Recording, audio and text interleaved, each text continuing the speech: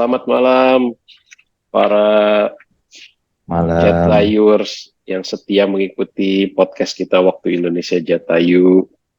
Ya, malam ini Pak. malam ini kita kedatangan expert ya spesial.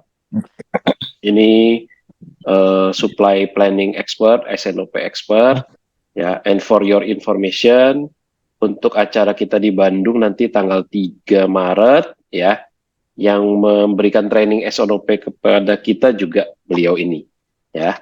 Nah, dan beliau ini juga pernah hadir di webinar kita, waktu itu juga bawain tentang SNOP ya.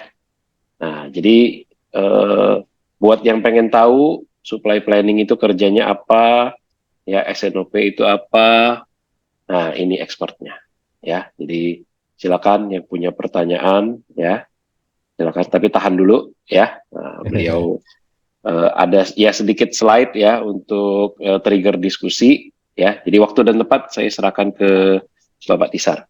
Oke, Ya. selamat malam semua. Saya Tizar Rahmadi. Saya saat ini bekerja di PT Multibintang Indonesia, part of Heineken Group, jadi bikin bir.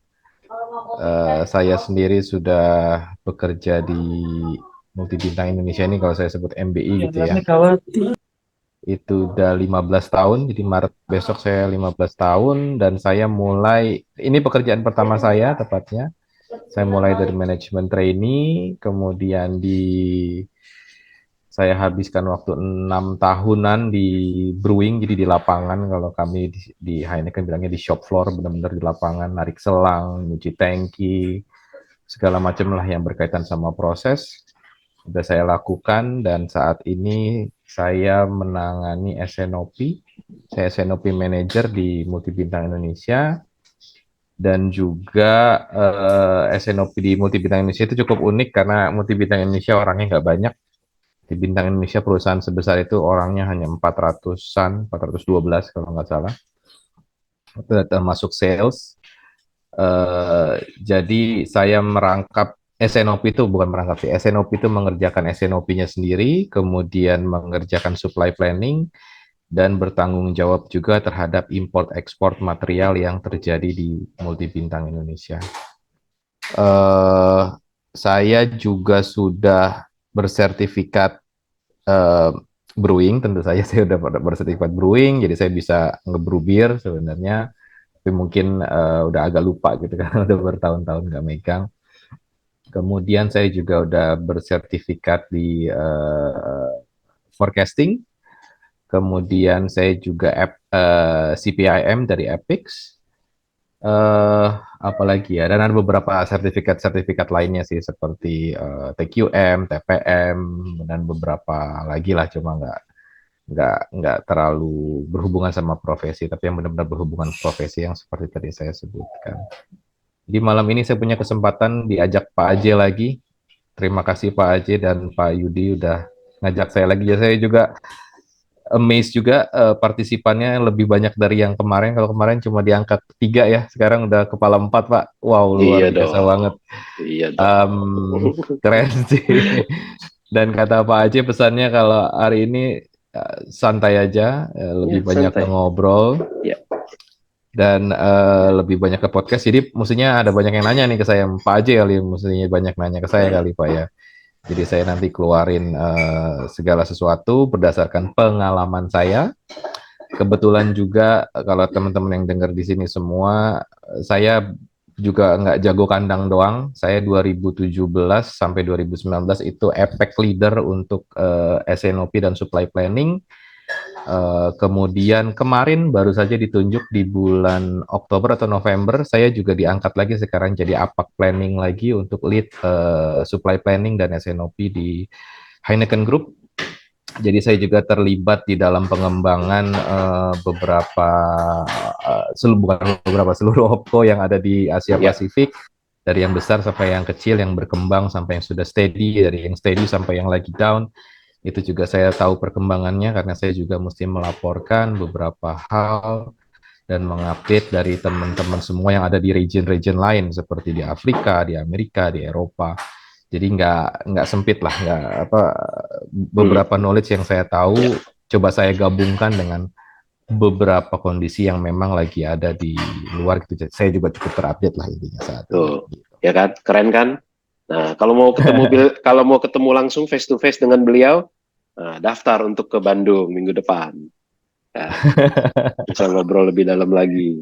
Jadi beliau Ya, ini memang apa megang Asia Pasifik, nggak cuma Asia Pasifik ya, Sar ya, iya ya Pak. kan? Iya, Kalau kalau urusan SNOP kan bisa kemanapun ya. betul. Sekarang yang lagi deket ke Afrika Pak. Afrika lagi Oh, berkembang sekali. udah pernah terbang ke sana belum? Belum, online doang Pak. Waktu Oh, dulu kita kerja kan, saya masih eh, dipinjam sama itu Pak, sama si siapa sih? eh Myanmar, Kamboja. bukan di Afrika, si siapa? Siapa sih, lupa saya namanya. Negara di Afrika apa sih? Salah satu yang gede juga. Itu eh Kongo. bukan, bukan, bukan Kongo, Nigeria. Iya Nigeria, Nigeria, Nigeria. Ya, saya ya, ya, sering ya, ya. teleponan sama Nigeria. Ya, Cuma ya, dulu ya. Nigeria sekali nelfon setengah jam internetnya jelek, terus mati lampu lah segala macam. Kesel juga sih saya sih. Sampai akhirnya waktu itu mau dikirim ke sana kan saya juga yang sendiri yang ketakutan.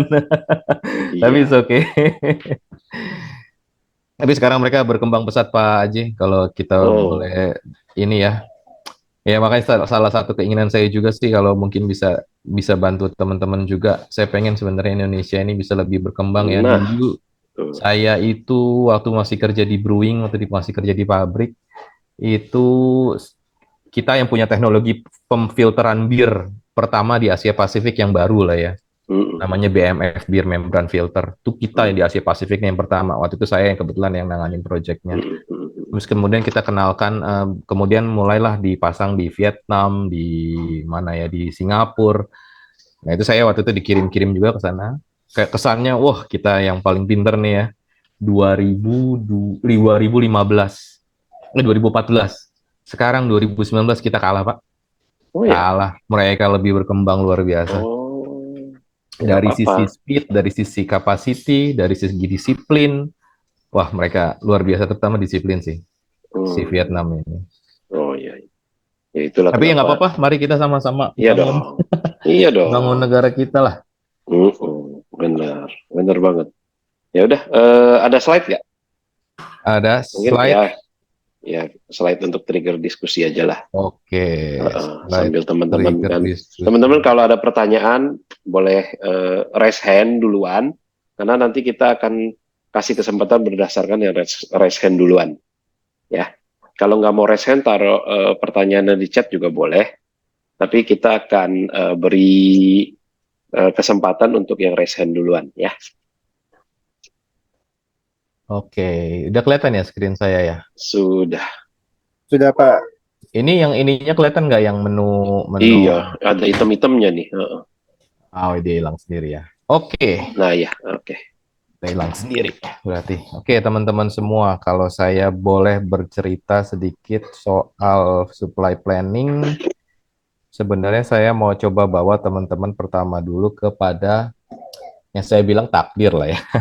Orang-orang lain tuh, orang-orang dari divisi lain tuh menganggap supply planning tuh apa sih ya? Kalau dari sisi produksi tuh, dari sudut pandang saya, dari pengalaman saya, dari orang produksi itu selalu menganggap kita atau meminta kita supply planning ini untuk membuat sebuah rencana produksi di mana minim change over.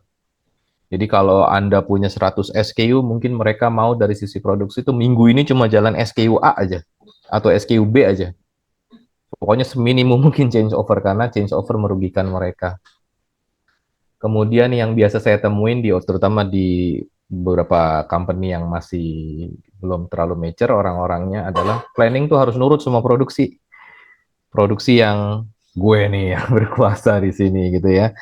Orang-orang produksi itu biasanya punya pride seperti itu. Kemudian orang-orang produksi selalu bilang juga downtime itu adalah lumrah, Pak. Jadi downtime itu bagian dari takdir.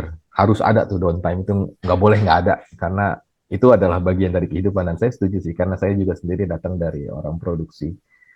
Nah, di sudut yang berlawanan, di sebelah kanannya kalau saya bawa orang-orang sales, menganggap kita pasti sudut pandang mereka gitu ya.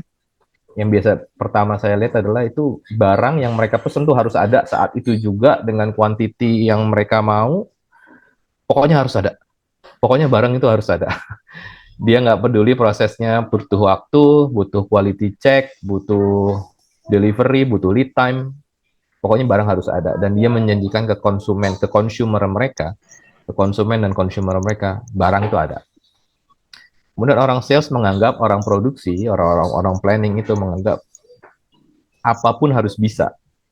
Jadi kalau besok dibutuhin ya besok harus bisa. Atau kita mau buat produk baru gitu ya, produknya maunya yang begini nih, ya pokoknya harus bisa gitu ya.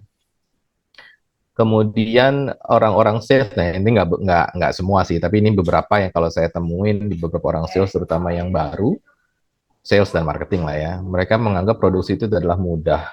Nah saya tahu sendiri kalau di sisi produksi, barang itu butuh engineer involvement, dari keterlibatan dari engineer gitu ya. Mereka butuh menghitung, mereka butuh ngetes, mereka butuh quality check, mereka butuh proses, yang dimana beberapa orang sales dan marketing kalau kita jelasin ini, jangan marah ya orang-orang sales dan marketing ya, tapi ini yang saya coba ini ya, saya coba share ya. Ya intinya produksi mah ya udah produksi aja gitu. Gua nggak nggak terlalu berpikir ke arah sana lah. Itu yang biasanya saya dapatkan beberapa dari orang sales.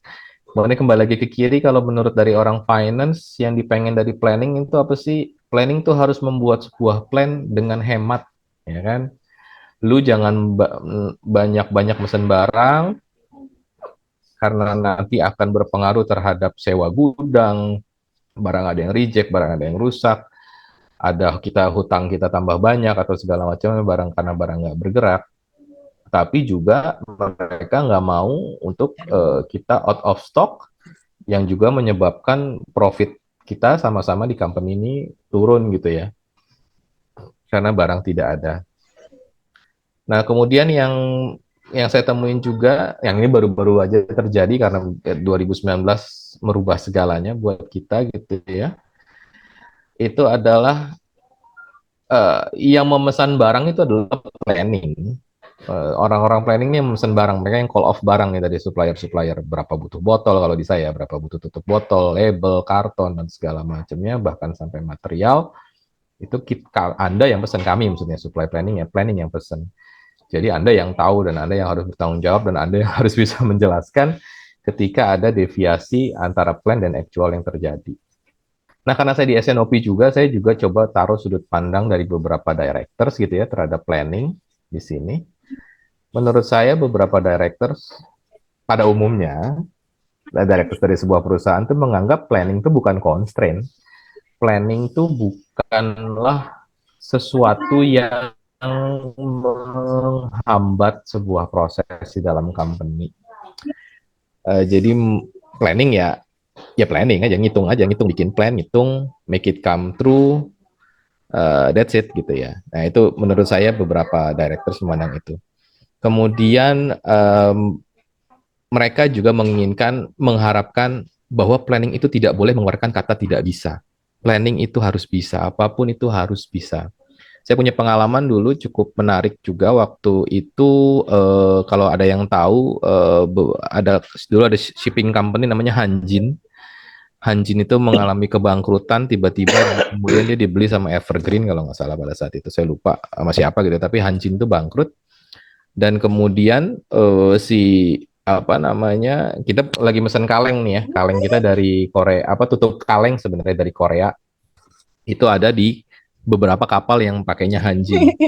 Nah, pada saat Hanjin itu bangkrut, kapalnya itu terhambat gitu ya, terhambat di jalan, sehingga kita terancam tidak bisa produksi bir dalam bentuk kaleng karena materialnya terhambat. Terus kemudian directors pada saat itu nanya sama saya, coba tolong kasih saya beberapa ide gitu ya. Ya, saya udah coba tawarin air freight dan sebagainya macamnya. Sampai ujung-ujungnya saya membuat sebuah skenario bahwa kalau memang kita pengen tetap produksi di kaleng tanpa hambatan, ya kita harus beli perusahaan kaleng di Indonesia. Sampai segitunya gitu ya. Jadi tidak boleh mengatakan tidak bisa, udah bikin aja sebuah skenario gitu ya. Nah, kemudian dari kerangka berpikir ini, saya coba taruh di tengah-tengah ini ada gambar timbangan. Karena supply planning itu adalah timbangan ya. Dia yang menimbang, yang membagi rata antara demand, supply gitu ya. Kita tidak ada di planning ini, tidak ada di produksi, tidak ada di demand, tidak ada di supply gitu ya. Ada benar-benar di tengah-tengah ya. Planning ini memang sebuah fungsi yang sangat unik sih menurut saya. Dan waktu itu juga saya pernah nemu quotes gitu ya dalam bahasa Inggris. Ada planner adalah pembuat kepastian dari segala ketidakpastian yang terjadi. Dan mungkin saya mengalami ini gitu ya. Ini benar terjadi. Karena coba Anda bisa bayangkan kalau di beberapa company yang mungkin proses SNOP-nya belum terlalu mature, angka demand itu pasti berubah-berubah nggak karu-karuan. Di saat angka demand itu tidak berubah, tidak karu-karuan itu up and down, planning itu tetap harus bikin jadwal minggu ini mau produksi berapa, minggu depan berapa, minggu depannya lagi berapa, minggu depannya lagi berapa, sampai 13 minggu ke depan. Jadi itu yang saya bilang adalah kitalah ini sama-sama yang membuat kepastian dari segala ketidakpastian yang ada gitu ya. Karena kalau kurang barangnya ya yang diomelin pertama ya adalah planning, ditanya kenapa kurang. Kalau barangnya kelebihan, write off-nya besar atau nanti barangnya pada kadaluarsa, juga pasti juga planning yang punya mempunyai posisi untuk berada di tengah-tengah itu gitu untuk menjawab itu. Gitu. Itulah yang saya bilang takdirnya supply planning di dunia planningan ini gitu ya. Walaupun memang ini menarik sih. Planning itu menarik. Saya pun sendiri dulu bukan dari saya ini latar belakangnya teknik. Nah, kalau boleh saya share sedikit, saya dulu anak STM, dulu papa saya juga STM, jadi saya STM. S1 saya elektro, S2 saya baru manajemen operasi. Pada saat saya STM dan waktu itu saya kuliah S1, ya masih coba cari-cari duit lah ya. Saya bukan datang dari orang yang sangat kaya gitu ya, berkecukupan aja gitu. Jadi ada beberapa hal yang memang saya harus berusaha untuk nabung sendiri dan coba cari uang serabutan lah. Di tengah-tengah cari uang serabutan itu kemudian saya berpikir juga kayaknya mesti deh saya bisa punya dua bahasa, artinya bahasa supply dan bahasa demand gitu ya. Itu doa saya waktu itu. Cita-cita saya tuh pengen ada di tengah-tengah antara orang demand dan orang supply.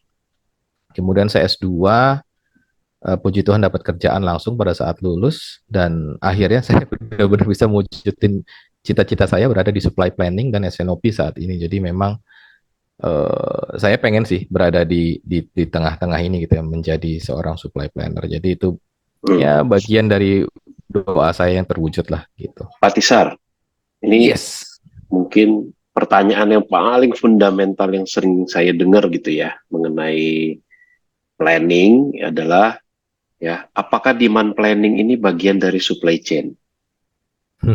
Nah, gimana tuh? Itu agak nyerempet ke SNOP ya, jadi. Iya, tapi itu biasanya gitu. Ada dua pertanyaan yang biasanya gitu, yang saya berhubungan dengan skopnya orang SCM dan supply planner ya. Ada dua pertanyaan yang paling sering saya tanya. Paling sering saya dapat satu, Pak, demand planning itu supply chain bukan? Kedua, Pak, forecast siapa yang bikin sih? PIC, supply planner, atau orang marketing atau orang sales gitu ya. Nah ini pertanyaan yang sering banget saya dapat. Ini tolong diluruskan. Tolong diluruskan. Ya nggak tahu ya Pak Haji, saya nggak tahu ini lurus apa enggak ya benar apa. Tapi dari pengalaman saya, sebenarnya menurut saya demand planner itu ada di sisi supply.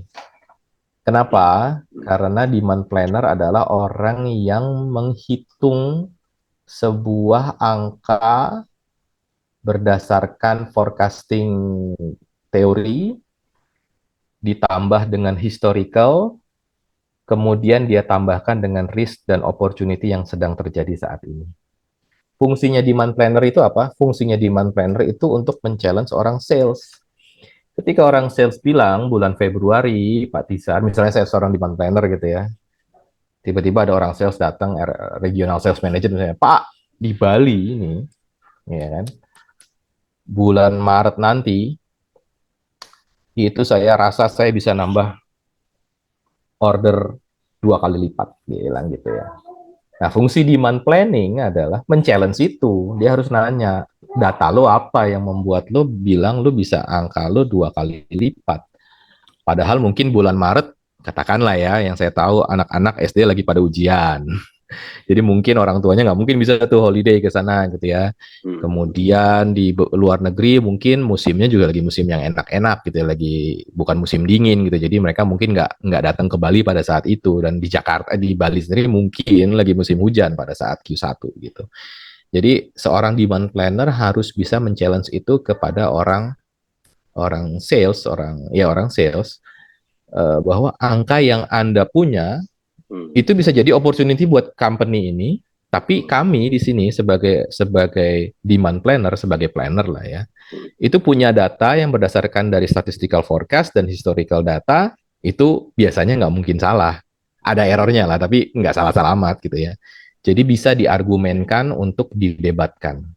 Jadi menurut saya idealnya adanya di supply planning. Ada beberapa company memang demand planner-nya ditaruh di demand, tapi itu mungkin karena sesuatu yang khusus gitu ya. Tapi idealnya menurut saya harus ada di supply planning. Tapi memang fungsinya demand planner sebenarnya menurut saya adalah untuk men-challenge ya, untuk men-challenge angka yang datang dari sales. Dan ada beberapa juga company yang memang menaruh di kata-kata demand planner, tapi sebenarnya dia adalah order taker sebenarnya, untuk dia yang narikin order nih dari region mana, dia tarikin ordernya, dikumpulin, dia rapihin, terus dia bikin jadi sebuah order, dia firm itu menjadi sebuah order, ya di mana nanti angka forecastnya dan angka aktualnya akan dekat. Biasanya seperti itu. Jadi forecast akurasinya bagus nih. Berarti demand planner ini sebenarnya fungsinya adalah men-challenge angka-angka demand, atau mungkin yang pokoknya orang-orang sales atau marketing, ini angka gue. Nah, dia tugasnya men-challenge itu karena dia adalah nanti angkanya dia adalah angka yang dia kasihkan ke supply chain, gitu kan, di SNOP. Jadi dia harus mempertanggungjawabkan angka itu. Betul sekali. Oke. Tapi sebenarnya dia mau duduk dimanapun sebenarnya nggak masalah dong ya. Dia mau duduk nggak masalah Pak. Tapi influence-nya kadang-kadang agak kental ya kalau duduknya di sisi demand ya Pak. Agak-agak nanti dikilik-kilik tuh nanti bosnya, kalau bosnya sales director gitu ya, dia agak dikilik-kilik, udah lu bagusin dikit lah biar forecast akurasinya naik gitu, biar KPI kita bagus. Which is fine menurut saya, nggak masalah juga. Tapi jangan sampai dia kehilangan fungsi untuk men-challenge angka, baik itu naik maupun turun. Gitu, Pak. Clear. Jadi pertanyaan kedua teh? Forecast itu siapa sih yang buat? Forecast semua orang bikin forecast Pak. Planning forecast penjualan. Forecast penjualan itu datangnya dari sales, pasti sales dan marketing. Sales dan marketing tuh ngumpulin angka kan ya dari customer mereka lah, misalnya distributor butuh berapa bulan ini. Jadi sehingga bulan ini, bulan depannya lagi, sehingga angka itu masuklah gitu ya, menjadi sebuah angka yang nanti dimainkan oleh si demand planner ini untuk dibuatkan forecastnya sampai katakanlah 12 bulan ke depan seperti apa, atau 18 bulan ke depan seperti apa. Again, menggunakan statistical forecast, menggunakan history gitu ya. Kemudian juga nanti indeks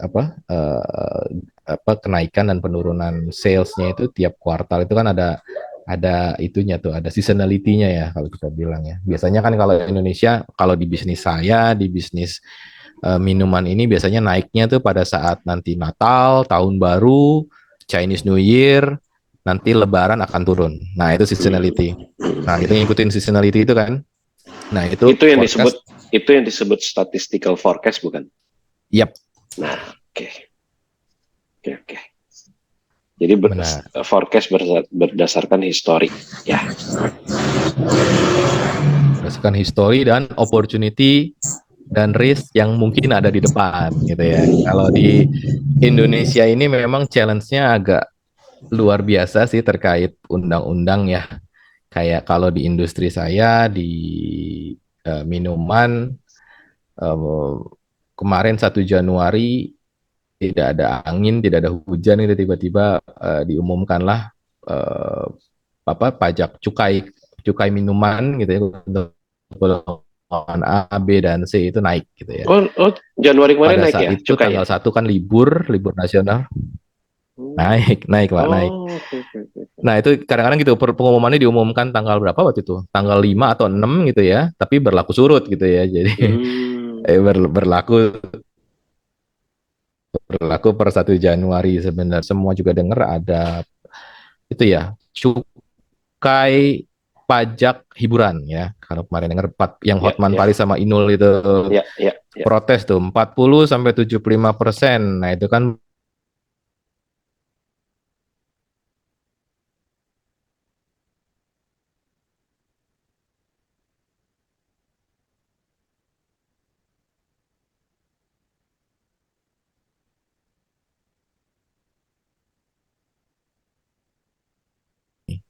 gitu.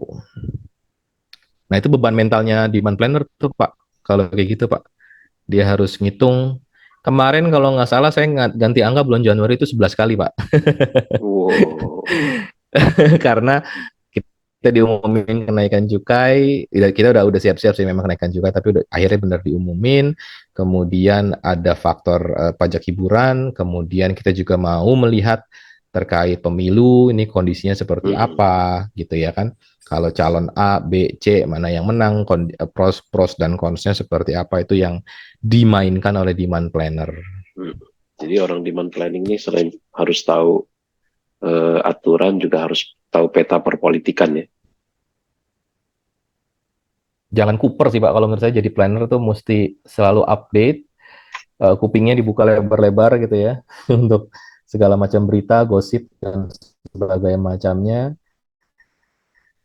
Tapi juga mesti dipilah-pilah mana info untuk kita bisa sama-sama pakai untuk menghitung angka ke depannya. Sebentar guys, ini ada yang merasakan gempa nggak? Enggak Pak. Sudah lewat Pak gempanya Pak. Iya, barusan kan? Barusan gempa kan? Iya, karena tadi istri saya barusan masuk bilang gempa, tapi saya nggak merasakan. Iya, enggak, saya juga nggak rasa. Iya, katanya gempa, terus ada lampu yang di rumah yang goyang-goyang katanya. Ya tapi udah ya, mudah-mudahan sih nggak ada susulan yang gede ya. Mudah-mudahan. Oke, mudah-mudahan semua aja. Ini saya tuh punya banyak pertanyaan, tapi ada pertanyaan nggak Pak Aceh? Kita ada di sini nih, ada yang mau resen nggak? Ada yang mau resen atau enggak? Saya kasih pertanyaannya ke ini nih, Ibu Desi. Bu Desi ada pertanyaan di chat, boleh on mic untuk ditanyakan langsung.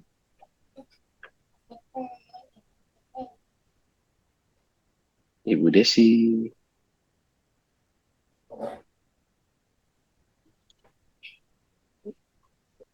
Wah, mungkin lagi gempa juga. Sambil nunggu Mbak Desinya, Pak Jimmy. Ya, silakan Pak Jimmy. Ya, silakan. Halo, selamat malam. Bisa denger ya? Bisa. Okay. Clear. Oke, mau nanya nih buat Pak Tizar. Ya. Saya di Brewing kan kalau misalnya, maksudnya kayak customer-nya kan biasanya packaging nih. Ya. Terus kita kalau ada konflik tuh ngomongnya masih satu bahasa. Kayak sama-sama mesin, terus juga datanya dari supply planner. Nah, kalau supply planner kan datanya dari demand nih. Nah, terus kayak background knowledge-nya juga mungkin beda. Supply planner tuh lebih dari produksi, demand planner dapat data dari sales. Nah, itu kalau ada konflik biasanya beda nggak sih cara mengatasinya? Beda dong. Tapi gini, Jim. Yang mempersatukan itu kata-kata kuncinya adalah angka kan. Jadi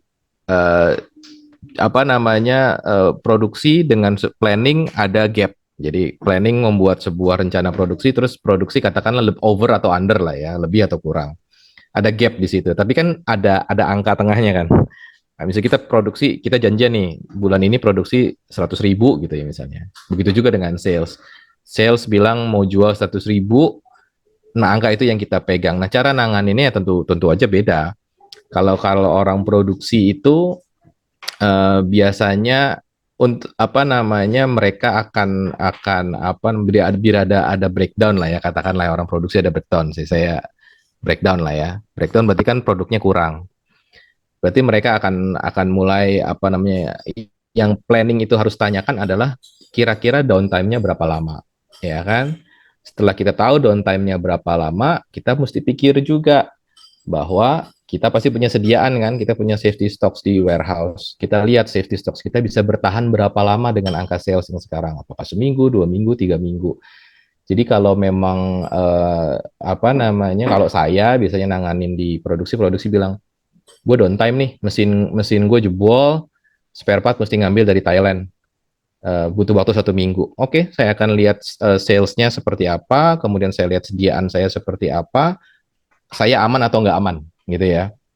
Ketika saya aman, saya akan bilang, oke, tenang aja, gue kasih lo waktu 1 minggu, take your time, sediaan gue segini, jadi lo punya waktu kurang lebih 10 hari lah, bukan 1 minggu lagi gitu ya. Jadi lo bisa memanfaatkan waktu lo. Gitu. Itu cara saya berkomunikasi dengan orang produksi.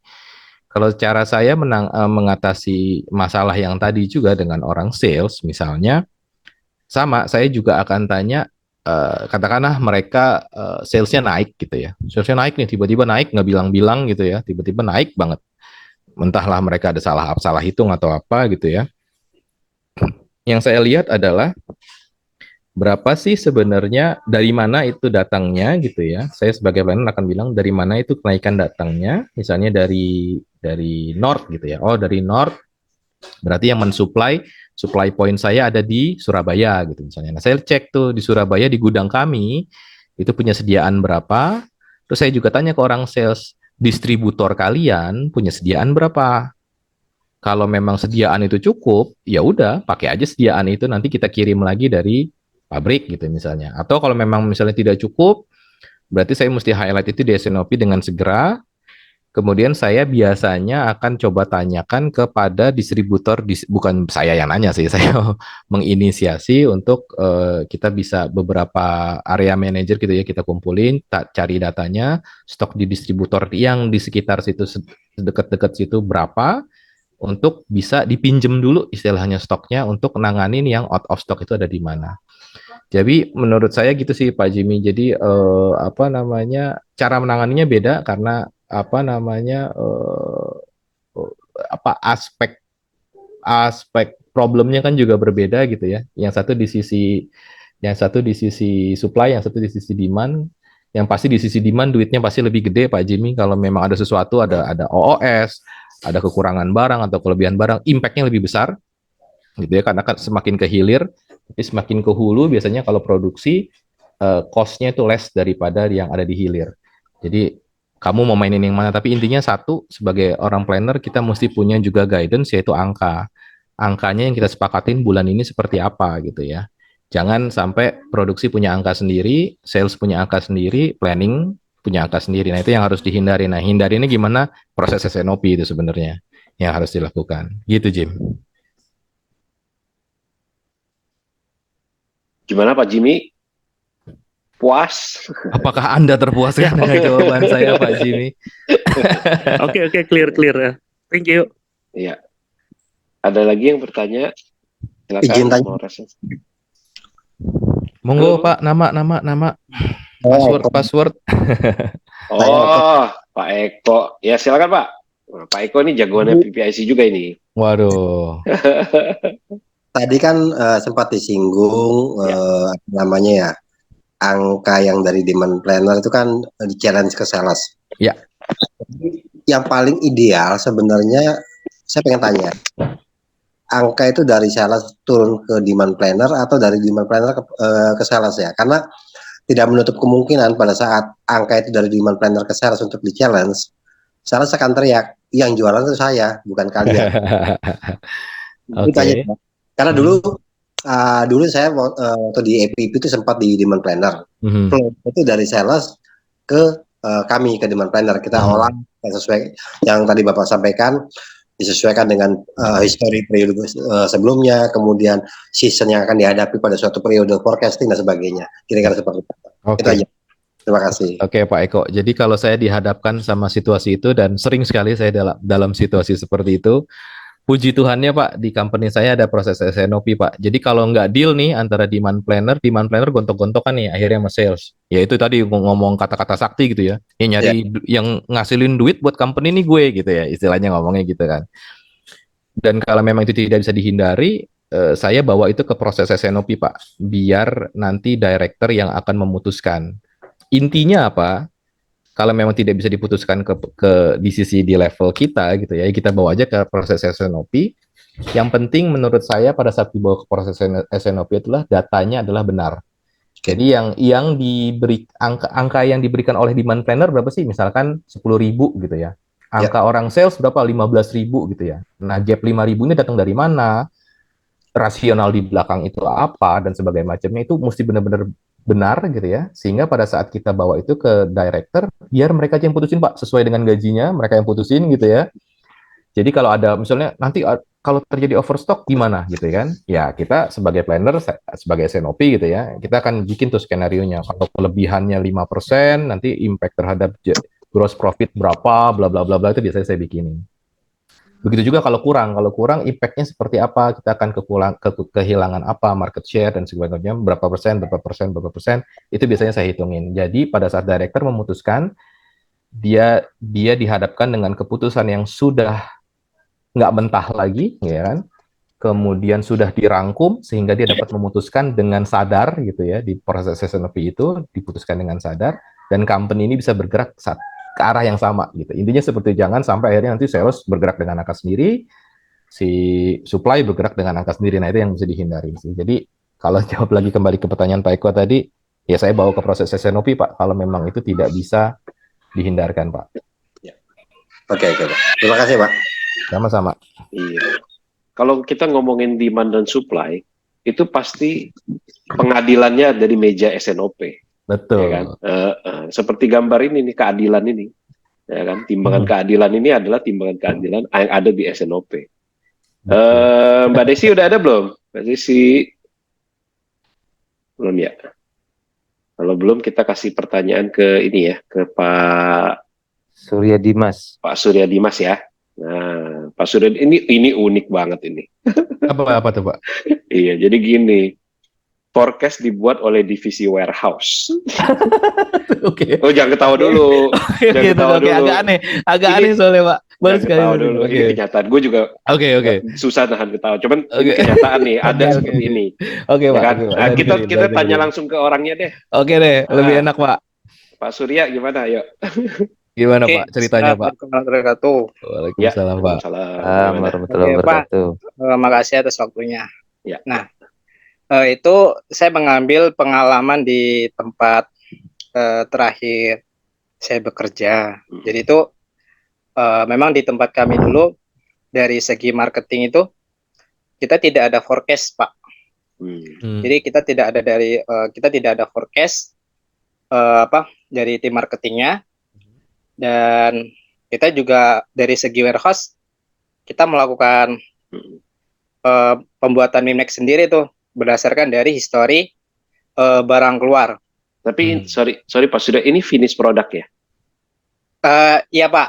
Atau pertama nanti kita dari produk, nanti saya bikin forecast buat raw materialnya Pak. Oh, kayak gitu.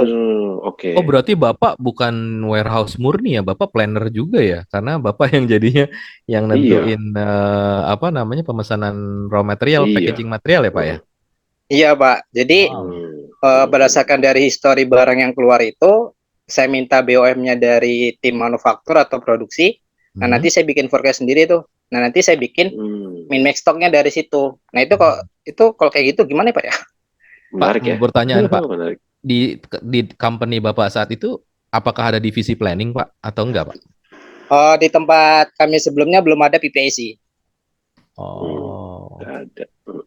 Jadi menurut saya Pak Eko lagi Pak Surya, kondisinya cukup unik sih, di mana sebenarnya fungsi itu harusnya diselesaikan oleh seorang planner Pak, seorang seorang yang benar-benar ngitung planningnya gitu ya,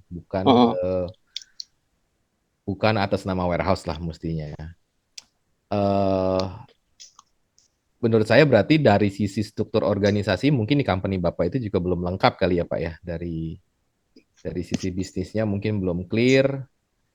Kalau boleh usul sih, kalau menghadapinya gimana? Oke, kita ngomong ada dua nih, ada corrective action gitu ya, bener, yang cuma buat ngobatin saat itu doang, sama preventifnya gini. Preventifnya tuh yang biar nggak kejadian lagi. Saya ngomong korektifnya nih, kalau saya dihadapin sama seperti itu, ya kalau saya punya ilmu forecasting ya pasti saya akan lakukan seperti yang Bapak lakukan sih. Kita ambil bomnya, kemudian kita hitung kebutuhannya berapa, kemudian kita siapkan barangnya, kita siap-siap nih. Jadi kita nggak bakal kekurangan barang itu preventifnya, korektifnya. Jadi saya nih yang bikinin forecastnya nih.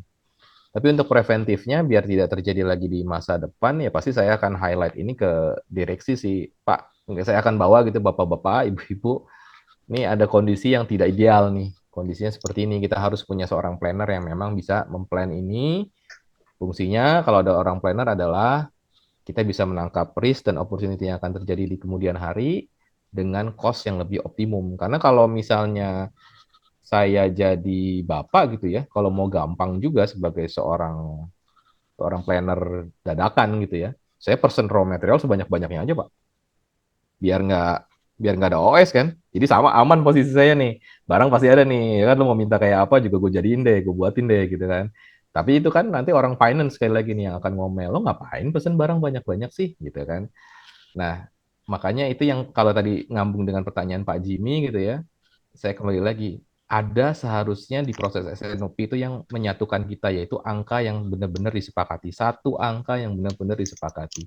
Jadi kalau tidak ada angka itu, berarti ya itu terjadi deh Pak, kayak tempat Pak Surya nih, warehouse bikin forecast, sales bikin forecast, nanti finance bikin forecast juga gitu, mungkin direkturnya bikin forecast sendiri, nanti nggak ketemu itu arahnya kemana, karena di otak mereka SWOT-nya beda-beda nih. Apa yang dianggap risk belum tentu dianggap risk oleh divisi lain gitu ya. Apa yang dianggap opportunity oleh kita mungkin tidak dianggap opportunity oleh divisi lain gitu. Jadi angkanya bisa lari kemana-mana. Jadi menurut saya kalau memang terjadi seperti itu, mestinya itu long term solution sih Pak. Kita mesti benar-benar perbaikin dari struktur organisasinya sehingga orang-orangnya bisa benar-benar bekerja dengan apa ya? Dengan disiplinnya masing-masing lah Pak. Jangan nyampur-nyampur seperti itu Pak Surya. Iya. Produknya apa Pak Surya? Kita produknya ini Pak, electrical untuk safety device, alat pertambangan Pak, alat berat. Ya, mungkin jadi kayak juga unit Komatsu, kayak unit HD itu, dozer gitu, unit-unit kayak gitu tuh Pak. Iya, saya itu juga biasanya barang-barangnya assemble to order ya Pak, bukan make to order ya. Jadi kalau saya punya temen tuh di United Tractor tuh, dia bilang biasanya gitu kan, trafonya butuh yang begini, disambung sama nanti aktuatornya yang segini, nah itu beda-beda tuh. Iya, ada itunya Pak, ada apa? Ada consumable-nya tuh, part-part consumable itu yang bikin numpuk yang situ. Ya, rumit sih itu memang, challenging sih Pak. Ya akhirnya dari situ kemarin jadinya saya jadi ada pengalaman planner. Bikin forecast buat apa? Buat, jadi selain saya megang warehouse, jadi saya punya ada pengalaman planner seperti itu. Sekarang Bapak posisinya apa Pak? Nah sekarang saya lagi nggak bekerja Pak.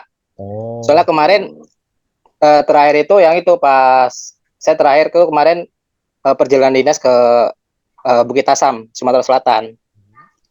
Nah, faktor keluarga sih kemarin, mengundurkan dirinya. Waduh. Ya. Semoga dilancarkan disegerakan ke depannya, Pak. Jadi gini, kalau dengar dari Pak Surya sebenarnya tidak mengherankan juga kalau misalkan warehouse itu membuat forecast. Tapi setahu saya ya kembali lagi forecast apa nih, ya kan? Kalau forecast untuk produksi yang nantinya akan menjadi penjualan agak aneh kalau warehouse yang bikin. Tapi warehouse juga ada bikin forecast, karena saya ketemu juga beberapa perusahaan yang dia mesin produksinya selalu jalan dan selalu butuh spare part. Jadi MRO. MRO itu yang mereka forecast gitu lah. Berdasarkan apa? Berdasarkan runningnya mesin gitu ya. Yeah. Nah, mereka memprediksi min and max kayak gitu. Jadi itu ada forecast. In a way, benar warehouse juga bikin forecast, tapi tidak membuat forecast yang akhirnya nanti pengaruhnya ke penjualan sih. Yeah. Ya. Iya, Pak. Soalnya itu sih pas kita meeting tuh lagi meeting dev itu kan. Kita minta forecast dari tim marketing itu, mereka nggak bisa memberikan forecast gitu. Dan kita dituntutnya, yaudah kalian bikin forecast dari history barang keluar aja gitu. Yaudah akhirnya waktu itu saya bikinnya berdasarkan history barang keluar, berdasarkan barang finish good yang keluar. Nanti saya forecastnya untuk raw materialnya berdasarkan BOM-nya seperti itu, Pak. Keren Pak. Ya. Oke, Pak Surya, thank you ya Pak. Oke Pak, makasih Pak masukannya ya Pak. Thank you. Yuk, nextnya ini ada Pak Faisal ya, Faisal Reza. Silakan Pak Faisal, bisa on mic. Halo. Buat yang raise hand dulu lah kalau gitu. Ya, yang ketik chat nanti aja. Halo Pak. Itu ada, oke. Ya, halo, sorry. Saya ya. Perkenalkan saya Reza. Saya bekerja di alat berat. Jadi kami mengalami suatu masalah, bukan masalah sih, tapi mungkin di teman-teman yang lain pun mungkin beberapa perusahaan mengalami hal yang sama. Sudah dibuatkan forecast, tapi mungkin Bapak tahu mungkin ada kebijakan pemerintah yang mengenai iron steel. Ya, iron steel. Ya. Jadi yang sifatnya iron steel itu akan ketahan di PLB atau mungkin GB seperti apa. Ya. Nah, menurut Bapak itu sebaiknya kita bagaimana ya? Maksudnya sudah dibuatkan sedemikian rupa, tapi toh juga termentahkan oleh aturan pemerintah, gitu. Mungkin ada masukan mungkin. Jadi aturan pemerintah ini, oke. Pak Tisar, jangan dijawab dulu ya. Kita foto dulu. Mumpung masih rame. Sorry ya Pak Reza ya. Ya, tahan Iya, dulu. Pak. Kita foto dulu ya. Silakan kita kembalikan ke pertanyaan Bapak. Siapa tadi ya? Lupa gua. Faisal. Pak Reza, ya Pak Faisal Reza. Mengenai kalau misalkan kita udah capek-capek bikin forecast, bikin planning, ya kan? Terus kena apa? Ada eksternal faktor yang merusak itu semua, gitulah Pak ceritanya ya Pak ya. Iya betul. Ada eksternal faktor, terutama dari kebijakan pemerintah. Itu gimana menyikapinya? Oke. Pak Faisal ini mana sih? Ya, ayo Pak. Oh, Pak, kebijakannya itu tidak boleh impor ya, atau gimana sih? Tidak bisa mengajukan kuota. Iya betul. Nanti per 10 Maret nanti kuotanya sudah nggak bisa dipakai. Jadi yang sifatnya iron steel kayak bolt, nut, washer itu di beberapa perusahaan bahkan semuanya ya itu sudah nggak bisa lagi. Ya, jadi gini Sar, backgroundnya adalah sebenarnya pemerintah ngeluarin kebijakan ini untuk melindungi produsen iron dan steel di dalam negeri. Betul. Nah, sayangnya kualitas dalam negeri itu banyak yang tidak bisa memenuhi standar daripada beberapa perusahaan, termasuk Tupperware. Kita juga kena ini. Karena kan, iya, saya yakin Pak Reza juga mengalami ini. Nah, jadi banyak ya tertahan sih kalau saya. Cuman mungkin dari pengalaman Tisar mungkin kalau dari hal-hal yang bisa disikapi. Saya Pak, kayak kalau saya kan adanya di industri minuman ya. Kalau spare part gitu kan pasti ada. Kebetulan saya juga nanganin ekspor impor kan ya. Ada baut gitu ya. Memang itu mesti dilakukan dari waktu mau mengajukan PIB kan digambarin itu semua ya kan. HS code-nya mesti kita tunjukin satu-satu. Tapi setahu saya kalau memang itu sudah menjadi bundling ya. Jadi satu paket kita beli seperti itu gitu ya dari manufakturernya, mestinya bisa kan ya. Tapi memang saya pernah dengar sih ada yang ketahan kayak gitu-gitu ya. Ini unik sih Pak. Kalau saya menghadapi masalah seperti Bapak sih, ya di company kami ada corporate affair-nya sih Pak. Jadi hal ini mereka yang turun tangan biasanya Pak dengan melakukan negosiasi ke mereka bahwa impact baik atau buruknya seperti ini gitu ya terhadap Indonesia ini. Eh, so far menurut saya dari pengalaman saya beberapa kali makin ke sini makin oke kok Pak, respon pemerintah gitu ya, mereka mengetahui urgensi kita sebagai company ini seperti apa gitu. Saya tidak berada di posisi Bapak saat itu gitu ya, dan mungkin masalahnya juga sangat unik. Jadi mungkin jawaban saya mungkin tidak memuaskan Bapak gitu, tapi kalau saya sih saya akan bawa ini, biarkan corporate affair yang berdiskusi dengan pemerintah sih Pak, kalau dari saya ya. Karena kalau memang tidak dapat dihindarkan dan itu menghentikan produksi kita, biasanya mereka mereka agak leluasa, agak ngasih kelonggaran kan ya Pak ya. Enggak sih, yang Ini ini saya coba juga sama-sama belajar nih. Yang ini parah. Yang ini parah, Saf. Enggak Pak. Jadi yang ini parah. Jadi saya mau yang ini saya mau tambahkan juga, mungkin di kami kan sudah ada Hinabi untuk Himpunan Alat Berat Indonesia, sudah sampai ke kementerian juga, sudah sampai ke atas juga. Hasilnya pun nihil sih sebenarnya Pak. Jadi memang tujuan pemerintah sih baik sih. Cuman ada yang seperti disampaikan Pak Chandra tadi itu, satu dan lain hal sebenarnya spare part itu teknologi kita masih kurang sebenarnya. Gitu. Dan juga dari sisi raw materialnya kita pun juga masih ada satu dan beberapa raw material itu tidak ada di Indonesia. Jadi mau nggak mau, suka nggak suka, kita impor. Jadi di tempat saya pun lokalisasi tetap jalan, karena memang itu yang diminta pemerintah, harus membuatkan TKDN kita. Bagus banget. Cuman mungkin saya nggak tahu ya, pemerintah lupa bahwa teknologi kita itu ada beberapa spare part di alat berat itu tidak semudah membalik telapak tangan gitu. Contohnya recoil spring itu saya sudah cari di beberapa source, titik tertinggi mereka itu ya 47 mili, padahal itu pun juga buat Inka. Nah, kita itu lebih dari itu, gitu. Hal-hal kayak gitu sih Pak, jadi agak susah memang. Itu sih Pak. Wah, ya, kalau ini, itu yang ini parah sih.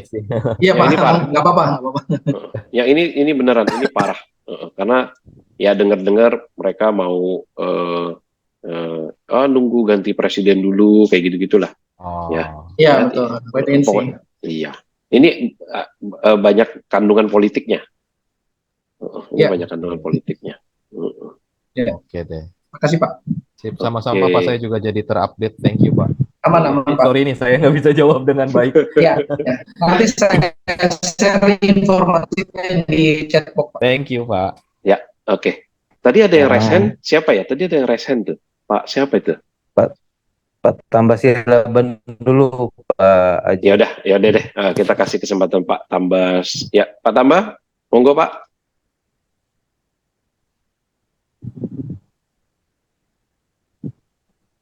Selamat malam Bapak-Bapak. Bapak terdengar suara saya Pak? Terdengar. Malam. Ya. Clear. Makasih Bapak. Silakan. Pertanyaan saya sih udah saya chat tadi Pak Tijar. Ini di minggu kemarin juga sebenarnya sudah terlintas sebentar gitu. Nah cuma intinya gini Bapak. Ini saya pernah di Material Planner 7 tahun. Yang mau saya tanyakan gini Pak, di kami itu, di tempat saya bekerja itu ada kategori material yang punya shelf life dan punya material juga yang lead time-nya panjang. Namanya yang saya tanyakan di sini, umurnya pendek, lead time-nya panjang gitu ya Pak ya? Ya, punya dua kategori yang memang menurut saya sih planner harus benar-benar memiliki perencanaan yang sangat akurat dan quantity juga yang sangat akurat. Begitu juga dia kan harus memikirkan efisiensi gitu Pak, karena material yang kita butuhkan ini at least 90% bahkan 100% itu dari luar negeri, dari luar Indonesia, dan single source Pak. Oke. Nah tantangannya itu adalah yang mau saya tanyakan mungkin ke Pak Tijar. Mohon Pak kita dibagi di sharing, mungkin ada satu gambaran tertentu gimana kira-kira konsep ataupun cara yang mungkin lebih ideal gitu Pak ya, untuk memanage ataupun untuk merencanakan supaya si dua kategori material ini bisa kita tangani dengan akurat, baik secara harga ataupun quantity, Dan yang terlebih adalah bisa untuk memenuhi kebutuhan daripada PPSC ataupun produksi gitu Pak Jar. Mungkin sementara itu dulu yang saya tanyakan Pak. Terima kasih. Ada ini ya, berarti kompleksitasnya adalah shelf life-nya panjang, bisa tahunan. Shelf life-nya pendek. Shelf life-nya pendek, lead time-nya bisa tahunan, single source pula. Ya, kalau lead time-nya tahunan unik juga ya Pak. Iya, lead time tahunan, gue baru dengar sih. Iya, mungkin barangnya ini ya make to order, assembly to order kali ya. Yes Pak. Kalau saya sih ada pengalaman yang sama Pak. Kalau saya kan dari industri bir kan raw materialnya itu kan juga makanan ya. Jadi ada bahan lah ya, raw material jus ini datangnya dari Jerman, datang ke Indonesia itu pakai sea freight itu sekitar 28 sampai 40-an hari. Orderingnya itu adalah 14 minggu dari PO terbuka. Shelf life-nya cuma 6 bulan. Jadi pada saat sampai ke Indonesia itu kurang lebih usianya tinggal 4 sampai 5 bulan, 5 bulan kurang lah, 5 bulan atau 4 bulan sekitar itu.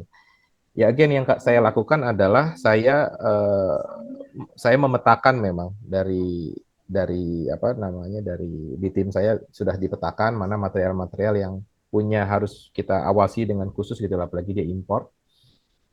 Itu adalah dengan ya again kita bikin forecast-nya lebih panjang Pak. Kita bikin forecast-nya lebih panjang, itu kelihatan paling tidak 12 bulan rolling gitu ya. Dan kami karena kita tahu lead time-nya panjang, PO yang saya buka ke mereka itu selalu 13 bulan atau 3 bulan di depan gitu ya. Itu menggunakan sea freight ya. Itu selalu saya jaga maintain stock levelnya di antara 30 sampai 40 hari sediaan. Jadi 30-40 days sediaan saya maintain tuh di level itu. Bila ada kelebihan, bila ada sales tiba-tiba meminta order lebih dan safety stock saya tidak bisa menerima itu, saya melakukan dengan air freight. Tapi ada cost-nya gitu ya. Nah, ini again saya kembalikan lagi pada saat itu terjadi, saya harus kembalikan lagi ke lini S&OP.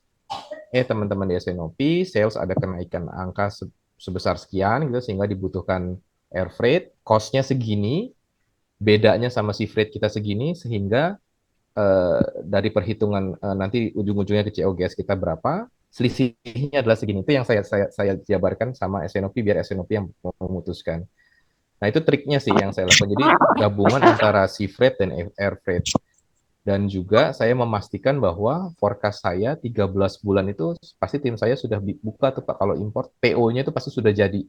Dan saya selalu memberikan karena dia single source juga sama kayak Bapak, karena supplier ini cuma satu-satunya di dunia buat saya, sehingga long term forecast-nya itu juga selalu saya kasih Pak. Jadi mereka harus siap-siap sediaannya mereka siapkan. Nah, saat ini juga saya dengan procurement itu juga lagi mengembangkan sebuah dari Heineken sendiri menurunkan gitu ya, sebuah tools di mana tools itu secara aman bisa dipakai oleh supplier dan kita untuk berbagi opening stock. Jadi kita bisa lihat tuh opening stock dia berapa, rencana produksi untuk kita itu kapan, sehingga kita juga bisa mengukur nih kurang lebih mereka bermanuver seperti apa gitu. Kalau kita kelihatan dia masih punya nih sebenarnya safety stocks material di kita, berarti kalau katakanlah kalau anak buah saya minta ke anak buah saya naikin dong stok level saya 1-2 hari lagi, dia masih bisa dan saya masih bisa kebaca dari situ. Jadi keterbukaan antara supplier dan kita itu membuat reaksi kita terhadap ordering itu bisa menjadi lebih agile sih menurut saya. Jadi trik yang saya lakukan adalah itu, dan kebetulan memang didukung sih Pak sama Heineken gitu ya, untuk memaksa si suppliernya ini membuka jumlah safety stocks mereka ke kita, raw materialnya, dan rencana produksi gitu Pak. Ya, dan itu bahasa kerennya CPFR bukan? CPFR ya. Collaborative Planning, Forecasting, dan Management. Itu persis yang saya ngomong minggu lalu kan, Pak Tambah. Ingat nggak? Saya ngomong CPFR minggu lalu. Iya, betul. Nah, sekarang dikonfirmasi sama expertnya. Ya, jadi keterbukaan informasi. si CPFR ini kadang-kadang ada yang ketukar sama yang disebut sama si konsinyasi. Jadi Enggak, konsep CPFR sama konsinyasi ini berbeda sebenarnya. enggak, Tapi kadang-kadang beda. ada yang ketukar-tukar memang Jadi si PFR itu istilahnya. lebih yang kayak tadi Tisar bilang kan, Betul. keterbukaan informasi, dia tahu kebutuhan stok kita, bahkan stok kita tahu stok dia gitu ya, sehingga bereaksinya itu cepat gitu lah. Jadi saling Betul. keterbukaan. Nah, Nah, kayak Pak saya Tamba juga nih kalau lagi bisa kena nih. ngelakuin kayak gitu, bagus banget tuh. Keren. Mm-mm. Ini juga saya lagi kena nih Pak Tambah. Jadi biasanya kan saya nge-order barang itu raw material saya dari Jerman ke Indonesia. Itu dia lewat Laut Merah tuh, lewat terusan Suez. Ini lagi kena impact. Jadi kena impact kapal-kapalnya tuh pada muter lewat Afrika jadinya kan. Itu lead time-nya tambah lagi 2 minggu, 2 mingguan. Jadi saya memang ada kedodoran nih. Nah di situ karena udah dengan CPFR ya kita bisa share ke mereka, saya kekurangan nih barang akan menyebabkan saya OOS. Jadi saya mesti minta ke kamu air freight. Kamu ada barang nggak? Dibilang ada barang. Oke, air freight-nya ada nggak? Ada, kata dia. Memang harganya juga naik karena memang mungkin air freight company lagi pada tahu gitu ya, karena ada apa isu di Laut Merah ini. Tapi baiknya si supplier ini karena kita bilang kita udah partneran agak lama nih, maka air freight cost-nya itu Pak, kita bisa nego 50 ke dia, 50 ke saya. Nah, udah saking segitunya tuh Pak, karena ya udah dibilang oke deh, gue ngerti ada kondisi eksternal, gue ngurangin deh margin gue, dan tapi lu juga nanggung ya 50% air freight. Jadi so far masih win-win solution sih Pak. Nah, tapi itu bisa dilakukan dengan keterbukaan itu karena memang kita bilang ke dia, kalau lu barang lu yang PO ini kapalnya nggak nyampe ke gua di minggu ini, gua OOS loh, dan gua kehilangan segini di market gua ya gitu ya. Nah mereka biasanya puji Tuhan ngerti sih Pak, dan ya itu salah satunya ngasih ngasih beberapa kayak diskon yuk 50-50 atau dia bilang oh ya udah gua ada nih air freight company tapi nggak ada di kontrak global jadi lu bayar sendiri ya tapi gue bantuin nih orangnya ini gitu kadang-kadang mereka ngasih ngasih apa solusi-solusi yang memang uh, ya akan lebih baik dilihat dari sisi mereka di sana kan ya gitu sih Pak Tanda. Makasih Pak Teacher. Nah, izinkan Pak, mungkin saya menanyakan juga nih Pak. Saya tengah tertarik tadi yang CPFR, apa FR tadi yang sampaikan Pak CPFR. Aji. Ya, CPFR tadi. Mungkin pertanyaan saya gini Pak. Mungkin kita kan kalau memberikan satu forecasting ke supplier kita itu kan yang pertama mungkin dari mereka itu adalah seberapa intens ataupun seberapa besarnya forecasting yang kita berikan gitu Pak ya. Dan mungkin pasti akan akan berkaitan dengan harga gitu Pak Tijar. Nah, seumpamanya itu memang kalau forecasting yang kita berikan itu kira-kira kecil gitu Pak kemungkinannya, ataupun memang kita salesnya memang butuhnya kecil gitu Pak Tijar, tapi dengan kondisi memang kita ini harus single source gitu Pak. Let's say saya katakanlah untuk engine pesawat misalkan gitu Pak. Jadi mungkin di dunia mungkin yang produksi engine pesawat itu mungkin sangat terbatas misalkan seperti itu Pak. Dan memang kita harus ke situ karena kita mau ke yang lain kita harus memikirkan yang namanya NRC itu bukan NRC baru lagi biaya lagi gitu Pak Tijar. Jadi kira-kira kalau memang di salah satu sisi ini kita forecastingnya sebenarnya kira-kira nggak bisa terima misalkan itu dengan kapasitas produksi mereka ataupun secara segi bisnis mereka, kira-kira strategi yang lain ataupun cara yang lain kira-kira supaya bisa tetap kita menjaga yang CPFR tadi itu kira-kira gimana Pak ini seringnya Pak? Oke, kalau saya dihadapin sama masalah itu, ya saya berarti minta tolong procurement lah ya. Procurement ini bener nih dia nggak mau, maksudnya dengan forecast yang sekecil ini mereka nggak mau supply ke kita gitu ya, seperti itu.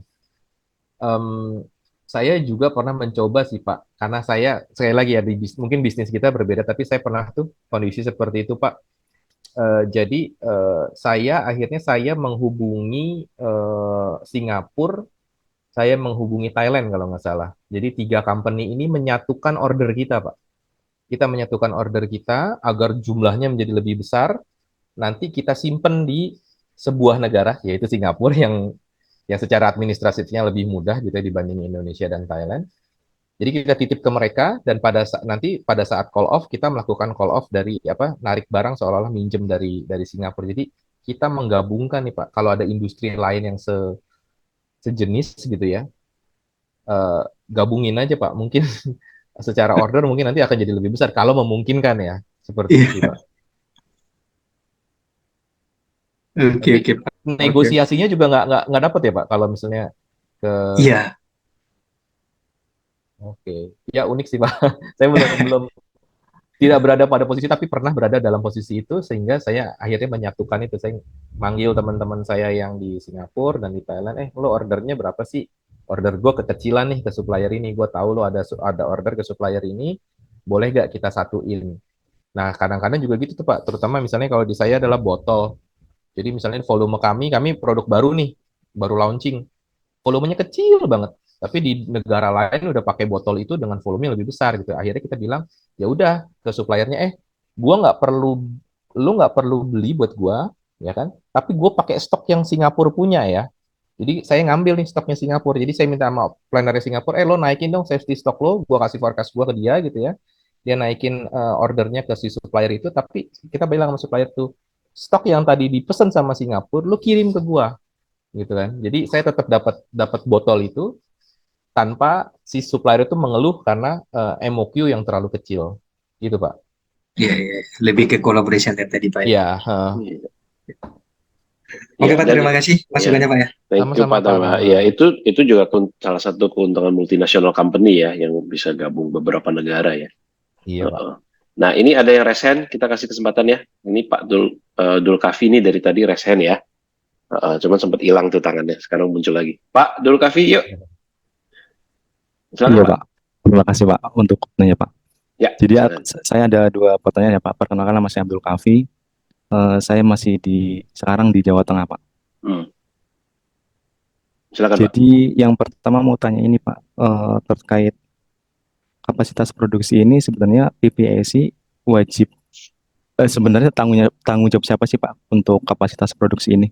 Itu satu. Karena biasanya kita suka planning itu, oh ini kapasitasnya melebihi gitu kan. Karena kan kita sebenarnya ada dua ini ya Pak, ada dua produk. Yang pertama kita terima barang maklon, yang kedua kita punya barang itu itu dijual sendiri, namun kita tidak punya marketing dan itu jualannya MLM gitu Pak. Jadi kita agak susah untuk memprediksi barang tersebut. Nah, jadi tugas PPAC di sini kita yang buat forecast sama menganalisa data sendiri gitu Pak. Berarti kita menganalisa datanya dari terkait supply-nya aja sih Pak, bukan dari salesnya bukan. Nah itu gimana ya Pak?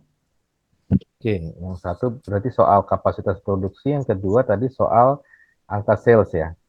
Angka sales ya, itu kita nggak ada marketing, dan ini kan ada dua ya Pak. Tadi yang maklon sama kita jual barang sendiri. Kalau maklon ini kita masih punya PO, karena kan kita langsung dari customer gitu kan. Iya. Nah, sedangkan yang dari kita sendiri malah nggak ada marketingnya gitu kan. Jadi kita nggak punya forecast yang jelas itu seperti apa. Jadi forecast itu tidak ada dari tim sales, tapi PPIC yang sendiri yang buat berdasarkan historical, ya kan? Betul Pak, ya seperti itu Pak. Ya. Saya jawab yang pertama tadi ya. Pertama yang kapasitas produksi. Kapasitas produksi kalau saya ditanya itu menjadi tanggung jawab siapa? Tentunya menjadi tanggung jawabnya orang produksi. Tapi siapa yang harus menyajikan angka, menyajikan data atau figur produksi, itu siapa? Itu adalah planner. Gitu ya. Jadi saya memang seperti itu Pak. Kalau saya di company saya, tim saya itu planning tuh yang selalu memberikan sebuah apa namanya kayak grafik gitu ya. Yang menyajikan bahwa kapasitas produksi di sini, produksi kita masih di sini di minggu ini gitu ya. Minggu depan agak naik, minggu depannya turun, minggu depannya lagi mungkin melebihi sehingga butuh overtime dan segala macamnya. Itu yang disebut kita bilang kan RCCP ya, Rough Cut Capacity Planning. Nah, itu yang kita pegang Pak. Jadi kapasitas produksinya saya dapat dari orang produksi. Saya tanya, saya punya SL ini, Service Level Agreement sama orang produksi. Kita sebutnya brewery ya. Brewery, bottling line kamu kapasitasnya per jam berapa sih? Ya kan? Oh, per jam 60.000 botol misalnya. Yaudah itu saya jadikan parameter di perhitungan saya. Sehingga ketika pada saat minggu ini saya bilang, saya harus produksi volume dari orang sales sekian, oh berarti kapasitasnya masih cukup. Terus minggu depannya masih cukup juga, minggu depannya baru nggak cukup. Nah kalau nggak cukup, berarti kan harus overtime. Atau kalau nggak Iya. mau overtime, saya produksi lebih awal, postponement, advancement gitu ya. Saya tarik lebih awal produksinya, tapi impact-nya nanti adalah di sediaan finish goods-nya. Itu akan lebih gitu ya. Nah itu yang memang dilakukan oleh planning. Jadi kapasitas produknya memang saya dapat dari mereka sebagai dari orang produksi, dan saya jadikan itu parameter di perhitungan RCCP saya. Nah tapi saya selalu bilang sama orang produksi, kita punya SLE nih, nggak bisa lo hari ini bilang kapasitas produksi lo A, besok lagi B, besok lagi C, nggak bisa. Kita mesti sepakat nih, kapasitas produksi lo berapa, gitu kan. Nah itu kita sepakatin Pak, setiap 3 bulan biasanya saya review. Karena kenapa setiap 3 bulan biasanya mereka ada, misalnya mereka ada improvement lah ya, misalnya, oh bulan ini jelek tapi gue udah bikin nih improvement, maintenance gue udah lebih bagus dan segala macamnya. Tadi yang tadi sejam bisa 60.000 botol, katakanlah sekarang bisa naik ke 61.000 atau 62.000. Nah itu parameternya kemudian saya ganti gitu di sisi planning. Jadi pada saat nanti men-show sebuah data untuk rencana produksi yang tadinya mungkin ada overtime, jadi sekarang menjadi tidak ada overtime gitu Pak. Itu dari kapasitas produksi. Kemudian kalau dari angka sales, orang sales nggak ngasih angka. Kemudian Bapak yang yang membuat angka forecast sendiri, kalau saya di posisi Bapak, saya bakal tanya ke bos gede sih, bos gede, lo sebenarnya tahun ini target lo berapa sih? Mereka pasti punya target Iya. kan Pak? Maksudnya, nah dari situ kita tahu bahwa oh targetnya segini, kita bisa lihat misalnya dari historical per bulannya berapa, sehingga saya bikinin ala-ala sebuah rencana produksi gitu ya. Saya jadi demand planner nih ceritanya. Nah, itu biasanya saya buat, tapi jelek-jeleknya company di Indonesia Pak, biasanya mesti ada targetnya nih. Jadi targetnya tahun ini adalah misalnya 5% dari tahun lalu gitu ya misalnya. Udah saya bikinin 5% dari tahun lalu, SKU-nya A, B, C, D, seasonality-nya seperti apa, jadi nanti pembagian per bulannya, kapasitasnya, sales-nya seperti apa. Nah, itu biasanya nanti kemudian itu yang saya bawa di meeting SNOP untuk, secara forecasting gue, angkanya untuk bulan depan segini ya. Gitu. Nah, SNOP mesti setuju atau enggak nih? Kalau nggak setuju kenapa? Kalau setuju kenapa? Kemudian diputuskan di situ. Jadi, again sih Pak, karena saya ada SNOP proses, jadi saya selalu kembalikan di situ Pak, biar biar di dalam medan perang bukan saya yang menjadi pecundangnya Pak. Jadi saya Iya, selalu iya. kembalikan ke situ, kita sepakati sama-sama. Oke, kalau misalnya nanti ada orang, misalnya kita udah capek-capek nih Pak jadi orang planner, bikinin sebuah angka dengan historical forecast gitu ya. Terus orang sales bilang, enggak deh, kayaknya enggak deh, bulan ini enggak segini. Ya udah, kemudian kita challenge lah mereka. Oke, menurut lu berapa? Faktor apa yang membuat menurut lu angka gue salah gitu kan? Nah, tapi again, ketok palu itu harus ada, dan ketok palu itu sebaiknya dilakukan di SNOP Pak. Jadi kita harus ya, again sebagai planner jangan menjadi yang paling menderita lah Pak. Paling enggak keputusannya itu harus diketok palu di SNOP dan dilakukan oleh bos gede kita. Jadi kalau Itu memang kata-kata tadi tuh banyak yang mengamini tuh, gue yakin tuh. Sebagai planner jangan yang paling menderita. Amin. Iya, gimana Pak Kavi? Iya, ini sih jadi kan terkait kapasitas tadi ya Pak. Sebenarnya masih ada kaitannya sih Pak. Jadi kita misalkan lagi ngejar maklon kan udah jelasnya Pak PO ya kan. Itu udah pasti ke uang gitu kan. Nah, sedangkan kita sendiri kayak seolah-olah itu kayak direcokin gitu loh Pak. Kita udah planning ini, tiba-tiba ada permintaan mendadak gara-gara nggak ada eh, data yang jelas itu Pak dari permintaan PT sendiri itu loh Pak. Nah, jadi seolah-olah kayak masih meleset, tiba-tiba ini yang barang slow moving tiba-tiba naik gitu kan.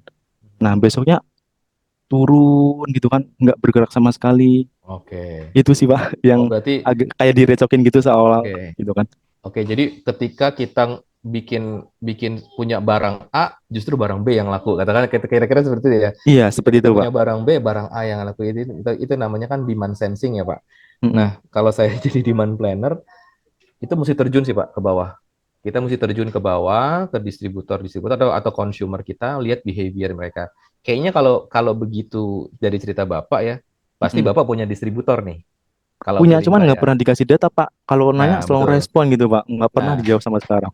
terus kalau saya dari pengalaman saya, Pak, biasanya si distributor ini, jadi misalnya gini, secara forecast harusnya SKUA yang saat ini lagi naik gitu ya. Mm-mm. Tapi kok di bulan ini malah SKUB gitu ya yang Iya. naik. Dan itu kita nggak punya sediaannya nih gitu ya. Nah, Mm-mm. kalau saya turun ke lapangan pada saat itu, saya bisa melihat bahwa si distributor ini sebenarnya ngejar target.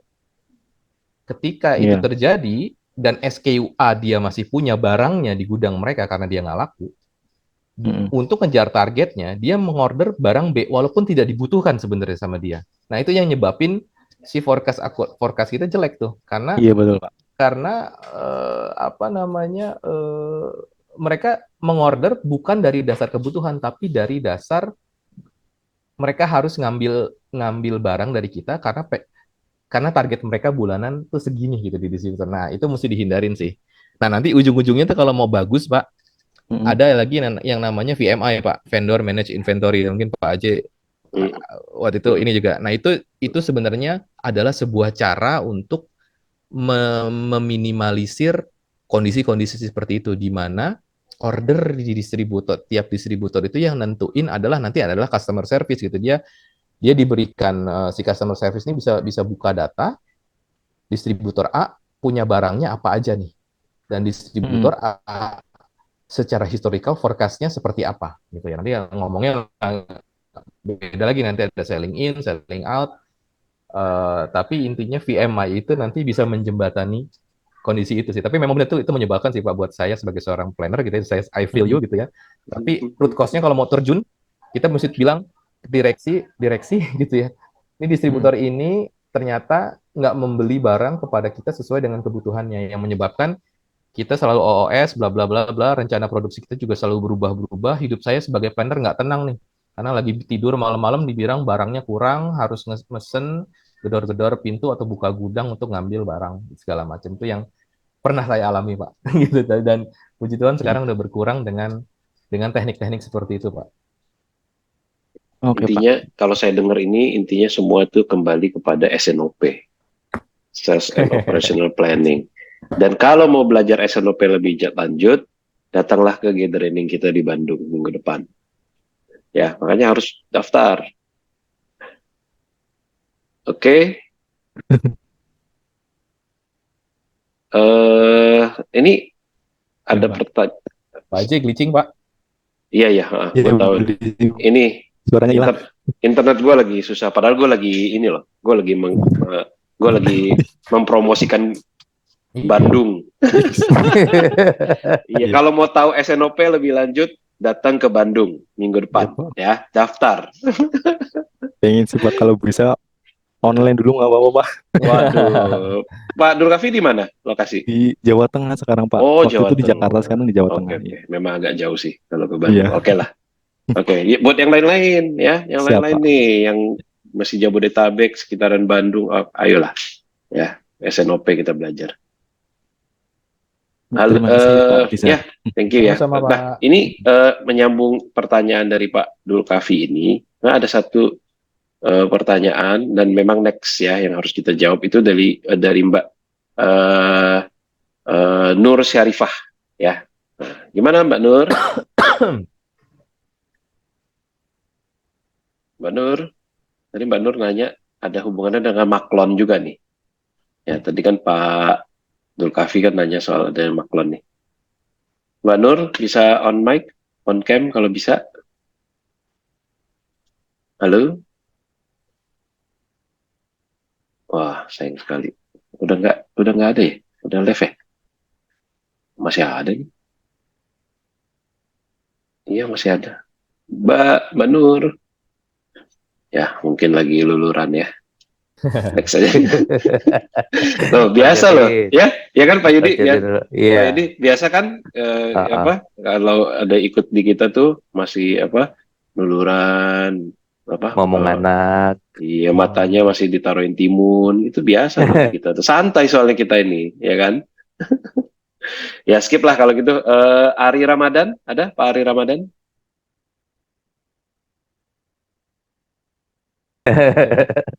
Ada Hadir Pak. Yuk.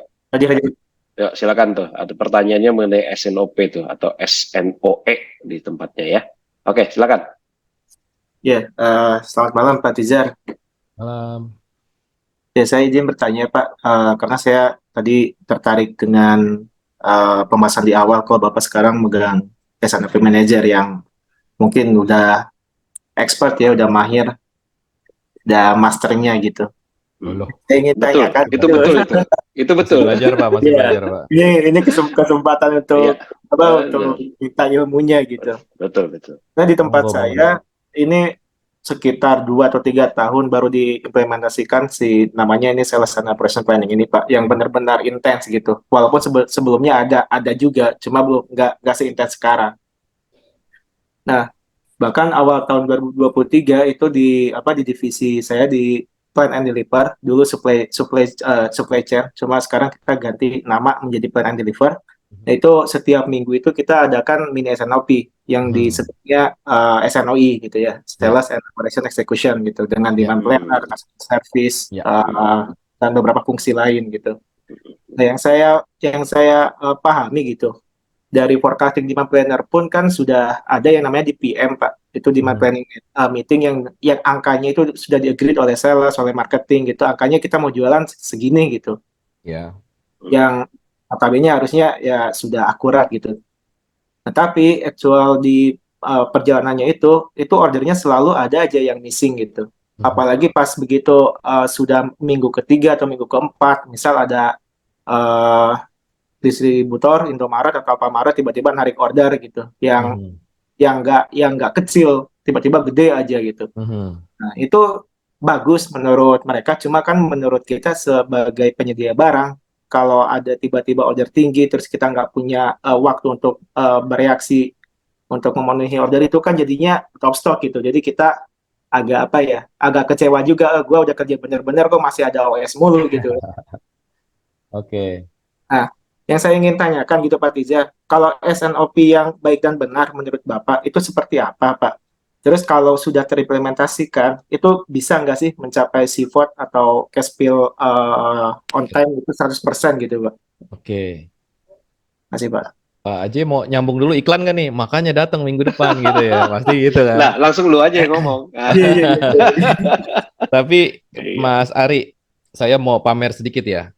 Yes, CFR saya nih, cash fill rate saya dan teman-teman saya saat ini itu tertinggi di Asia Pak, di Asia Pasifik Pak. Saya udah world class di angka 99,5 Pak. Jadi artinya setiap bulan saya fail mengirim hanya 0,5% dari total order. Tidur saya cukup nyenyak, kecuali lagi ada isu kayak kemarin. Itu udah bagus banget. Jangan mengejar 100%. Jangan. Betul. Karena cost untuk menaikkan 90% ke 95%, menaikkan 95% ke 99%, itu jauh lebih kecil daripada menaikkan cost dari 99,5% itu ke 100%. Betul. Percaya. Betul. Percaya. Jadi naik 0,5 itu costnya jauh lebih tinggi daripada naik. Betul sekali. Iya, itu jadi jangan. Dan target tahunan saya pun saat ini untuk KPI saya, untuk KPI kami lah ya, karena itu kan teman-teman ya, itu masih di 95 Pak, walaupun kenyataannya di 99. Saya nggak pernah mau naikin lagi, kami ya, nggak pernah mau lagi naikin ke sana, memang useless, nggak ada gunanya. Tapi proses SNOP yang baik itu seperti apa sih Pak? Nah, proses SNOP yang baik, kalau saya jawab dengan singkat di sini, proses SNOP yang baik adalah proses SNOP yang dijalankan dengan disiplin, satu. Kedua, didasari dengan data dan fakta. Ketiga, diputuskan dengan sadar oleh manajemen Anda.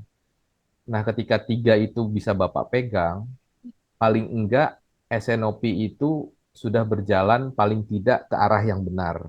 Tapi memang kalau Bapak bilang 2 tahun, 3 tahun, SNOP perjalanan sih Pak, it's a journey sih. Kadang-kadang ada sebuah company yang cuma 2 tahun jalan gitu ya, kalau memang direkturnya semua lagi enak-enak gitu ya, lagi waras-waras semua, terus teman-teman kita juga lagi enak-enak dengan latar belakang yang baik-baik gitu ya. Cepet tuh Pak, proses roda SNOP itu bisa bergerak dengan cepat. Tapi begitu nanti kemudian kayak kalau saya di perusahaan saya setiap sekian tahun, 5 tahun, 6 tahun gitu pasti direktur tuh ganti. Nah, dia punya karakter berbeda-beda.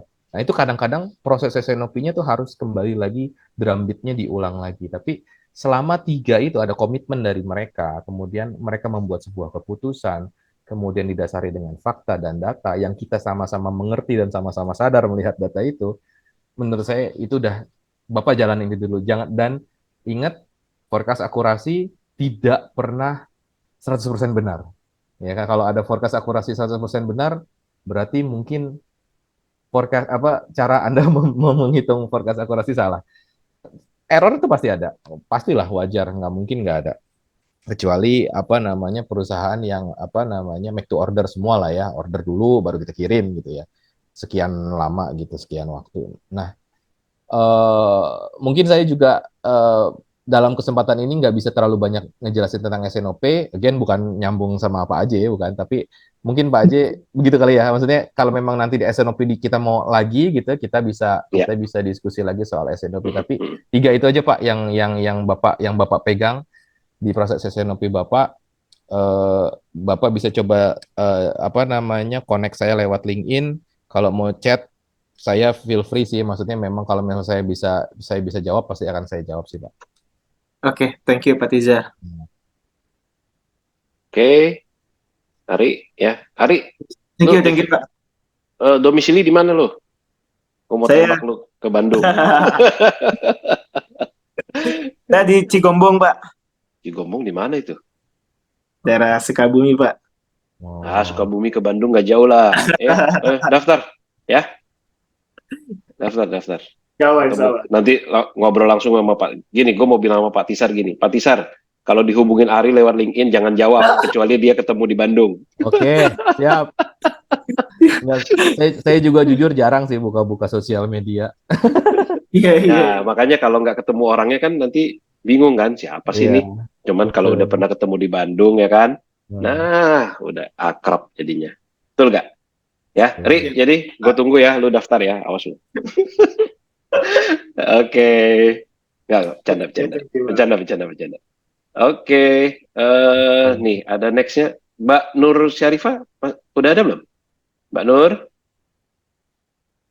Masih belum ya? Kalau belum kita ke Pak Hengki ya. Pak Hengki Ramadan ada? Ada Pak. Nah, ayo silakan. Ini Pak Hengki Ramadan sama Pak Ari Ramadan ini, kayaknya kakak adik ini ya. Kakak adik ini kita tunggulah di Bandung lah dua-duanya. Ya silakan Pak Hengki. Ya. Tadi masalah forecast ngasih masukan aja. Itu kan biasanya kita sebagai warehouse kita hanya memberikan stok fisik pada hari pembuatan forecast itu Pak. Fisik hari itu mana yang di sistem biasanya itu tidak belum fisik yang ada di gudang gitu. Belum dikeluarin bonusnya, belum keluarin apa barang sudah BS atau nggak layak jual lagi. Biasanya gitu Pak.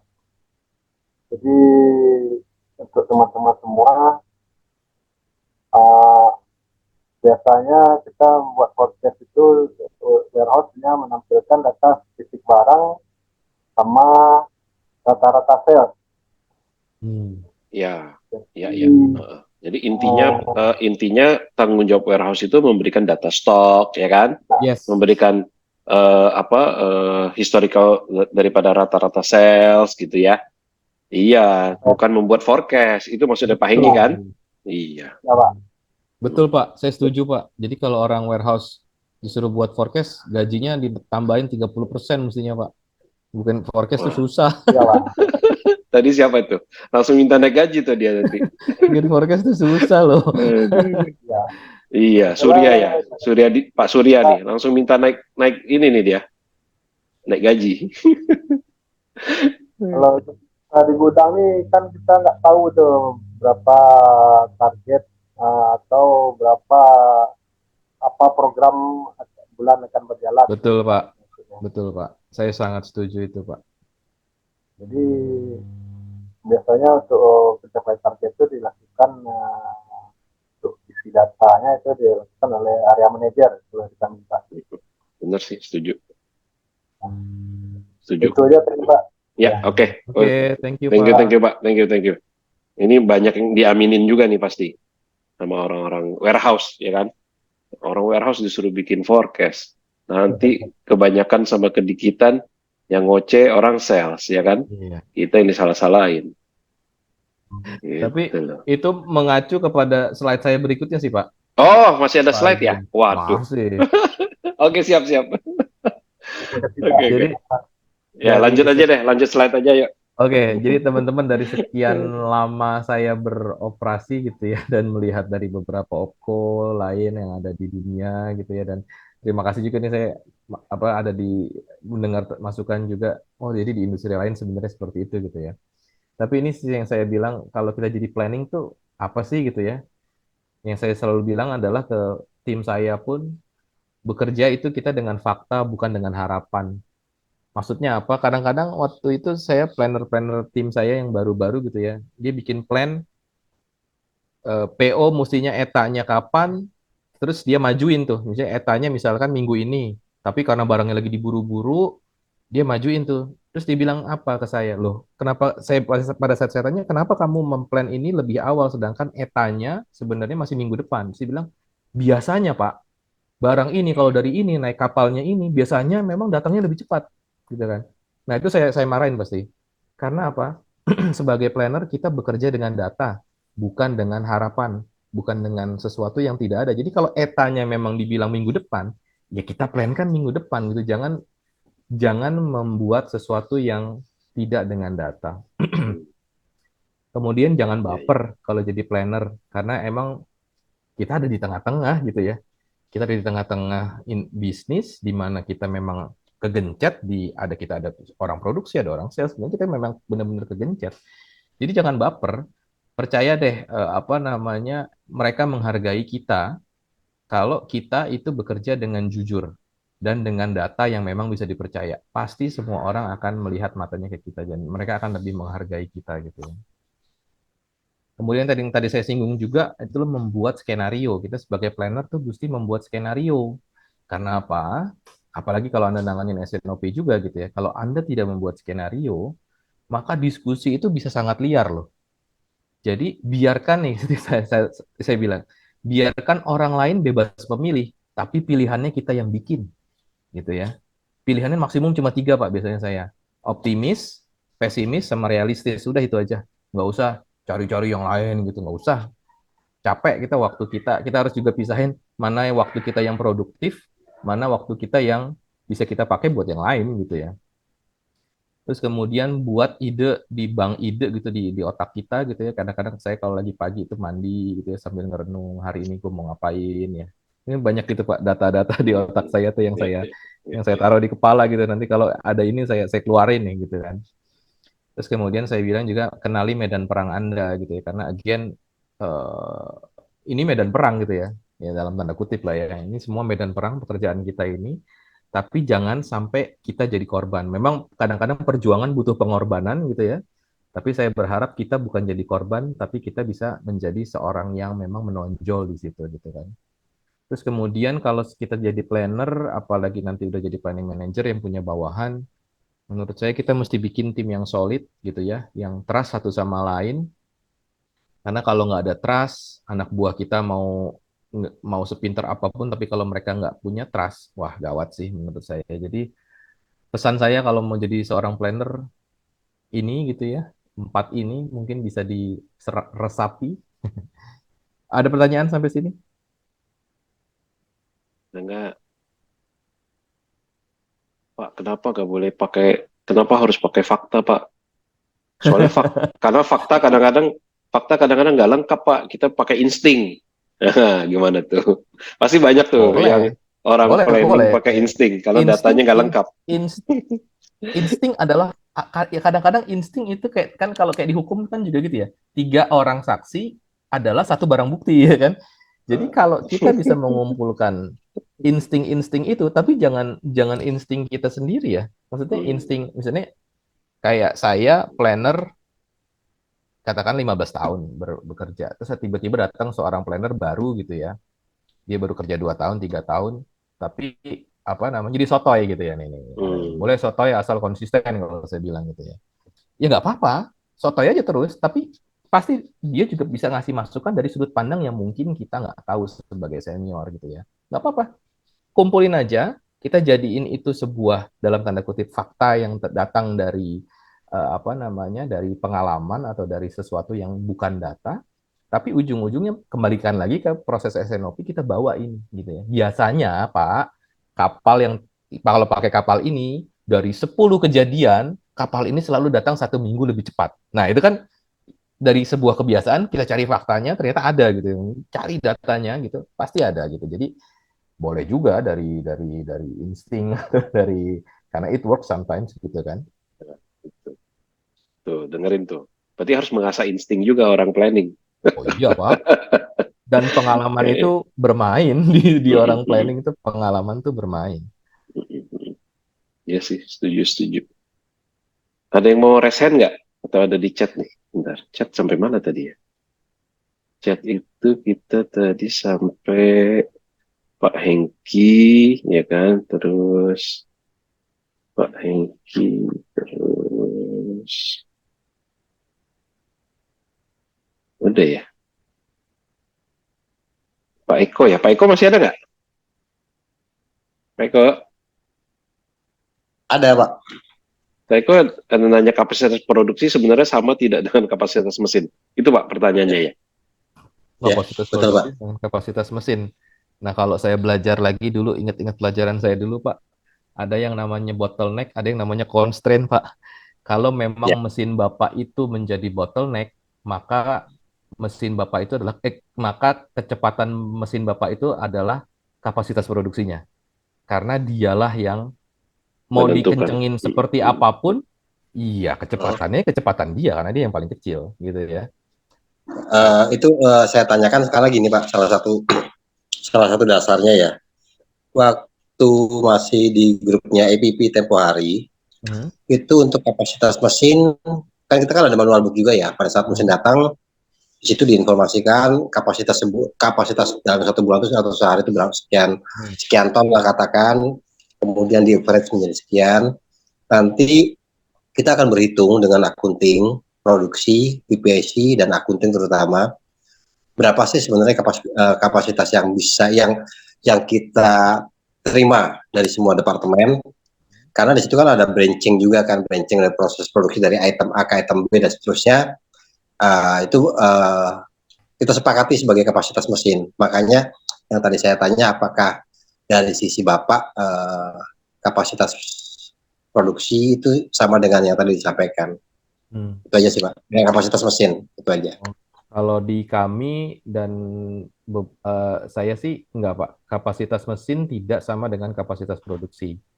Tapi again, kalau mesinnya memang lambat, itu bisa menjadi kapasitas produksi karena mesin itu yang mengeluarkan throughput kita keluar dari kecepatan mesin itu.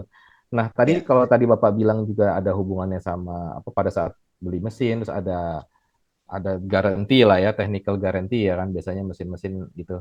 Nah, itu kayak kami kalau biasanya saya sebut dengan technical capacity, Pak. Jadi ada technical capacity yang mestinya mesin tuh jalan 1 jam, katakan 60.000 botol per jam gitu ya.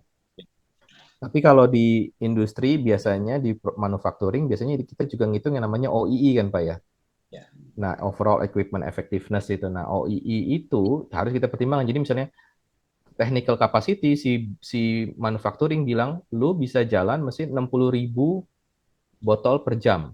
Tapi secara OEE kita mungkin ada di level 80%. Jadi mungkin tidak di 10.000 botol gitu, tapi adalah di 8.000 botol. Kenapa? Misalnya gitu, agar misalnya kalau dihajar terus di kecepatan tinggi, mungkin botolnya pada banyak tabrakan, terus pecah, jadi memang benar outputnya lebih tinggi, tapi secara losses dia lebih besar. Nah, itu faktor-faktor itu yang dimainkan sih Pak, jadi sebuah parameter. Nah, parameter itu nanti yang dikirim disepakati, yang tadi saya bilang disepakati oleh planning dan orang produksi sebagai parameter yang dipakai sama planning gitu. Jadi seminggu sebenarnya kapasitas kamu berapa sih? Oh, kita sepakatin segini ya. Walaupun memang secara technical capacity lebih tinggi gitu Pak. Nah, itu umum sih Pak dipakai, dan OII itu juga sesuatu yang mesti kita tagih terus ke orang produksi agar kita tahu parameter yang terbaik apa sih yang kita pakai sebagai seorang planning gitu. Jadi kita nggak salah ngitung capacity nih, kalau nggak nanti kan benar dimarahin orang finance, kenapa?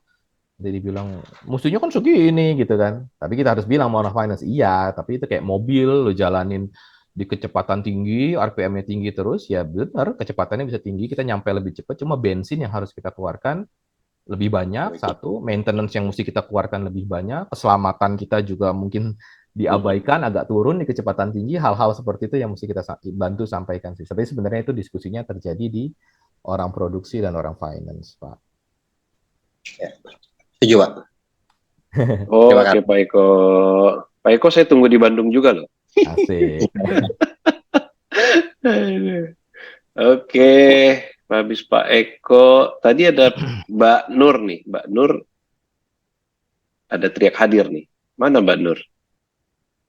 Jadi nanya nggak, Mbak Nur? Udah hadir kayaknya Pak ya? Hah? Udah hadir kayaknya ya. Mana dia? Tadi udah teriak tuh hadir gitu di chat. Sekarang hilang lagi. Gitu loh. Nggak, ini kita dua lagi ya. Ini ada Pak Tamba sama satu lagi nih dari Pak Dava nih, Dava Daru. Udah muncul lagi Pak, Mbak Nur Pak. Mbak Nur. Habis Ayo. liburan tadi kali. Ayo Mbak Nur, silakan nanya. Ya. On mic, on cam kalau bisa. Halo. Nah kan. Nggak ada lagi. Udahlah. Nggak jadilah. Pak Dava masih ada nggak? Pak Dava Daru. Masih? Masih ada, Pak. Nah, ayo.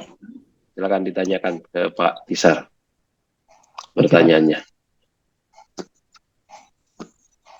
Ya, terima kasih atas kesempatannya, Pak. Oke. Jadi di sini saya tuh sekarang bekerja sebagai material planner ya, Pak. Terus case-case yang dihadapin tuh lebih ke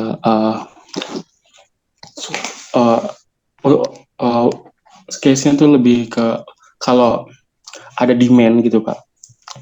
Demand dari customer yang apa namanya? Saya langsung ke pertanyaannya aja ya, Pak. Iya, boleh, monggo. Oke, Pak. Jadi gimana Pak, bagaimana strategi sebagai seorang material planner untuk merencanakan material, dan materialnya ini dibeli dari luar negeri, dan suppliernya ini untuk bikin materialnya itu ada periodenya tersendiri, Pak. Sedangkan demand produk yang dari customer tuh susah buat di trace gitu, Pak. Dan seringkali tuh ketika ada demand itu tuh ternyata di periode itu kita nggak bisa ngorder ke supplier gitu loh, Pak. Reaksinya tidak secepat itu gitu ya. Jadi ketika demand-nya bergerak naik, kamu pesan ke mana? Ke supplier, suppliernya bilang belum ready karena butuh waktu gitu ya, atau segala macam. Iya, Pak. Gitu ya. Ya, itu tadi sih Mas Dava, kalau saya berada pada posisi Mas Dava gitu, dan I've been there, saya pernah ada di situ. Saya harus tahu dulu karakter materialnya seperti apa, expired-nya dia berapa lama, lead time-nya dia berapa, manufacturing-nya dia berapa lama, harganya berapa biasanya. Kalau memang intinya kalau menanggulangi sales yang naik turun, itu kalau kita jadi planner gampangnya adalah naikin safety stock, sudah itu aja. Tapi naikin safety stock setinggi apa yang paling optimum, yang kita nggak bakal dimarahin sama orang finance, yang produknya nanti nggak bakal jadi waste karena kadaluarsa misalnya, itu di level berapa, nah itu yang harus kita hitung. Jadi kalau biar Mas Dava bisa tidur dengan nyenyak gitu ya, nggak selalu deg-degan gitu. Kalau planner kan biasanya deg-degan gitu ya, jantungan gitu ya, karena kalau order naik nggak punya barang. Nah intinya satu, udah tinggiin aja safety stock-nya, tapi sampai di level berapa mau kita tinggiin. Nah, itu yang mesti kita diskusiin bareng-bareng gitu ya. Karena again uh, kalau kita punya proses SNOP yang baik, fokusnya adalah ke forecast akurasi atau forecast bias lah ya. Dimana kalau forecast akurasi itu membaik, forecast bias membaik, maka fluktuasi yang tadinya naik turunnya gila gitu bisa lebih redam gitu, dan ataupun bila ada naik dan turun kita bisa tahu naik turunnya di range berapa gitu ya. Nah, kembali lagi ke situ sih Mas Dava. Jadi saran saya kalau mau tipsnya adalah naikin aja satu stoknya gitu kan, tapi resikonya mungkin yaitu finance bakal kena, mungkin ada resiko apa namanya barangnya jadi obsolete gitu ya karena mungkin nggak kepake lagi di beberapa bulan lagi. Hal-hal itu yang mesti dipikirin. Tapi intinya kalau Mas Dava bekerja dengan data, terus kemudian Mas Dava tahu tahu future forecast-nya berapa, opening stock yang benar berapa, lead time-nya berapa, mestinya bisa sih, maksudnya bisa diatasi, bisa diukur gitulah. Again, kembalikan lagi ke fungsinya SNOP kalau memang ada sesuatu yang harus di-highlight. Itu Mas Dava. Oke Pak, terima kasih Pak atas sarannya Pak. Terima kasih. Jadi banyak nih yang gue tunggu nih di Bandung nih untuk belajar SNOP. Oke, ini apa namanya? Kita udah ini ya, udah offside ini, ya udah lewat nih waktunya. Jadi saya kasih kita jawab pertanyaan Pak Tamba Silaban aja, sekaligus untuk menjadi penutup ya dari acara malam ini. Pak Tisar, pertanyaan dari Pak Tamba ini memang, wah, Dava Daru, saya sudah daftar katanya. Wah, Mas Dava sudah daftar, keren. Thank you, sip. Nemu di Bandung ya. Oke, nah ini Pak Tamba ini memang pertanyaannya memang cocok untuk menjadi pertanyaan penutup ya. Jadi hal apa saja yang harus dimiliki seorang planner atau mungkin lebih tepatnya seorang supply planner gitu ya. Nah, ya silakan Pak Tisar sebagai penutup kita malam ini. Apa ini? Sip. Berarti kalau teman-teman kembali lagi melototin laptopnya atau handphonenya, kalau ini adalah tipsnya, maka yang harus, menurut saya, yang harus profil supply planner itu seperti apa gitu ya. Ada dua, saya bagi dua ya. Didapat artinya given atau talenta itu datang dari Tuhan lah menurut saya. Atau dicari, artinya kita bisa investasi dengan waktu, dengan uang untuk mengembangkan itu. Kita lihat dulu yang didapat. Menurut saya maksimalkan penampilan. Karena sebagai seorang planner kita ada di tengah-tengah gitu ya. Kalau Anda mukanya udah asem, mukanya udah lecek gitu ya, orang itu tidak, mungkin Pak Haji juga pernah punya teman, satu teman ya Pak, kerjaannya ngeluh mulu, jadi planner tuh ngeluh, garuk-garuk kepala mulu. Orang jadi mau ngomong sama dia tuh jadi nggak enak gitu sebenarnya. Artinya apa? Kita nggak bisa ngetahuin masalahnya itu sebenarnya apa gitu, karena orang kadang-kadang kan ada yang, kalau orang Indonesia kebanyakan nggak enakan kan, ini orang udah garuk-garuk mulu, udah manyun, ya kita mau ngedeketin juga nggak enak kan gitu ya. Yang kedua menurut saya yang ini juga given itu adalah berani berdebat. Jadi tapi sebenarnya ini bisa diasah sih, berani berdebat. Kalau mungkin di politik kemarin kita lihat Rocky Gerung gitu ya, kok semua orang dibilang salah sama dia. Tapi di satu sisi saya sebenarnya belajar juga dengan sifat beliau yang kayak gitu ya. Oh, tapi intinya adalah berdebat gitu. Jadi jangan takut buat berdebat dan jangan takut untuk bilang tidak setuju kalau memang tidak setuju gitu. Saya pun dengan di proses SNOP yang saya lakukan di kantor saya gitu ya, bos-bos saya tuh orang-orang luar negeri gitu ya, yang mereka memang biasa berdebat dari kecil gitu kan. Nah kita juga jangan aja gitu. Kalau memang kita nggak setuju, raise your hand, angkat tangan. Saya bilang, Pak, tolong saya minta izin untuk tidak setuju dengan pernyataan Bapak. Mereka menghargai itu kok. Dan kita juga menurut saya biar Indonesia maju ini kita mesti mulai seperti itu gitu ya. Kemudian sebagai seorang planner kita mesti tepat waktu, apalagi jadi SNOP gitu ya. Dan ngajak meeting terus nggak tepat waktu kan nggak enak gitu. Terus yang bisa dicari nggak cuma teknologi tapi informasi juga ya maksudnya. Dan saya bilang berkawanlah dengan Microsoft Office karena itu perlu Bapak Ibu gitu ya. Jadi kalau Bapak Ibu nggak Excel lah. Saya pun Excel nggak jago-jago amat kok. Mungkin Pak Aji lebih jago dari saya. Tapi paling nggak saya bisa look up, saya bisa pivot gitu ya, saya bisa sum if gitu ya. Nah itu kepake memang untuk membuat sebuah skenario, untuk menghitung, untuk merangkum sebuah data gitu ya. Jadi kalau Anda nggak bisa, investasikanlah beberapa uang Anda, waktu Anda untuk belajar itu. Nah, sekarang udah mulai banyak lagi loh. Sekarang Microsoft Office juga udah, kalau teman-teman udah bisa menyadari gitu, kalau kami di Heineken, Microsoft Office kami itu udah di-combine sama AI yang namanya Copilot.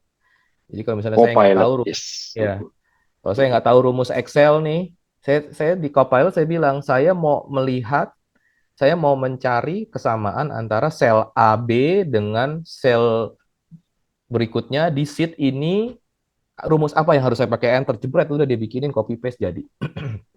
Belajarlah, makanya menguasai teknologi itu. Kemudian kita juga mesti punya pola pikir bisnis. Jangan pola pikirnya sempit aja. Pola pikir sempit itu artinya, again gitu ya, kalau tadi orang planning tuh jadi baperan tuh jangan. Jangan berpikir dari sudut pandang kita aja. Pikirkan pola pikir bisnis. Jadi apa untungnya buat company, apa ruginya buat company, apa yang menjadi benefit kalau kita melakukan ini untuk company. Jadi berpikir dari pola pikir yang besar, berpikir dari pola pikir yang dalam berbisnis. Kemudian yang penting juga, ini bisa dicari, adalah mendengarkan orang lain. Jadi menurut saya menarik untuk membuat diri kita itu bisa mendengarkan orang lain, sehingga orang lain tanpa kita minta, dia biasanya memberikan informasi. Mungkin teman-teman bisa lihat, saya begini gitu ya. Mungkin agak bawel juga, agak suka cerita. Tapi itu yang membuat mungkin beberapa orang-orang di kantor saya suka ngobrol sama saya gitu. Bahkan kadang-kadang gosip gitu ya. Nah, tapi dari gosip itu, kita bisa dapat informasi kan. Informasi-informasi itu kadang-kadang bisa kita kumpulin menjadi sebuah data. Nah, data itu kita bisa pakai untuk pengambilan keputusan. Jadi, menurut saya, kalau kita ingin menjadi seorang planner yang baik, paling tidak kita mesti menguasai dua hal ini sih. Tapi again, ada beberapa yang memang Tuhan kasih buat kita dengan karakter seperti ini gitu ya. Memang kadang-kadang tidak dapat dipungkiri, ada karakter yang tidak cocok jadi planner. Mungkin Pak Aji bisa menyetujui itu, Pak. Memang kadang-kadang ada sih karakter-karakter yang kayaknya enggak deh gitu. Oke, itu dari saya, Bapak Ibu. Ada pertanyaan lagi? Udah, kita nggak boleh ya, kita tidak membuka pertanyaannya di Bandung, pertanyaannya di Bandung. Iya, ada ini mau pertanyaan apa? Iya, pertanyaan nanti di Bandung ya. Jadi, tapi benar ya. Kita thank you banget malam ini ya. Bertahan sampai terutama Mas Dava, thank you banget ya. Barusan Mas Dava bilang dia sudah daftar dan benar. Ya, wih, keren. Dia sudah daftar. Kita akan ketemu di Bandung. Kita bisa ketemu. Ya kan? Tinggal ini nih hari Ramadan saya tunggu ya di Bandung. Sama yang lain-lainnya ya. Oke. Ya, jadi thank you banget Tisar malam ini, gila ya, kita thank you juga Pak Aji. Antusiasme hari ini tuh kita luar biasa ya. Memang planning ini topik yang seksi ya, ditambah lagi dengan pembicara kita yang sangat-sangat mumpuni di bidangnya ya kan. Jadi yuk kita kasih applause buat Pak Tisar malam ini ya. Thank you juga buat teman-teman semua. Jangan bosan dengan acara kita ya. Minggu depan kita akan ada lagi. Minggu depan kita nggak ada ya. Minggu depan nggak ada. Adanya di Bandung. Jadi kalau mau ikut acara kita silakan. Kita tunggu di Bandung ya.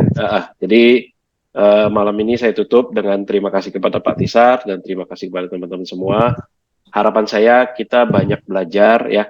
Seperti kata Pak Tisar tadi ya, salah satu intisari atau bagaimana menjadi seorang planner yang baik adalah banyak mendengarkan ya. Jadi apa itu banyak mendengarkan, banyak belajar ya.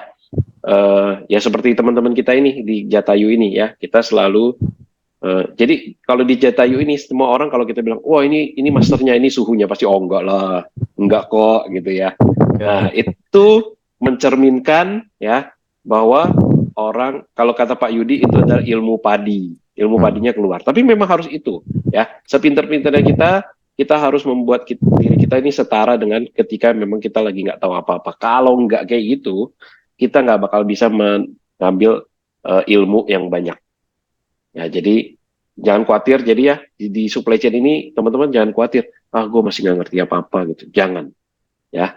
Karena ada orang-orang seperti Pak Tisar ya, Pak Yudi, Pak Tama yang sudah sampai ilmunya sampai di sana pun mereka pun sebenarnya masih sama kayak kita semua ya, mengharapkan ilmu-ilmu itu. Ya, oke. Jadi thank you semuanya ya. Yang di Bandung kita ketemu di Bandung, yang belum daftar kita tunggu untuk mendaftarkan diri di Bandung. Ya. Oke, terima kasih teman-teman semua. Oke. Terima kasih Pak Tisar, Terima teman-teman kasih, Pak semua. Tisar.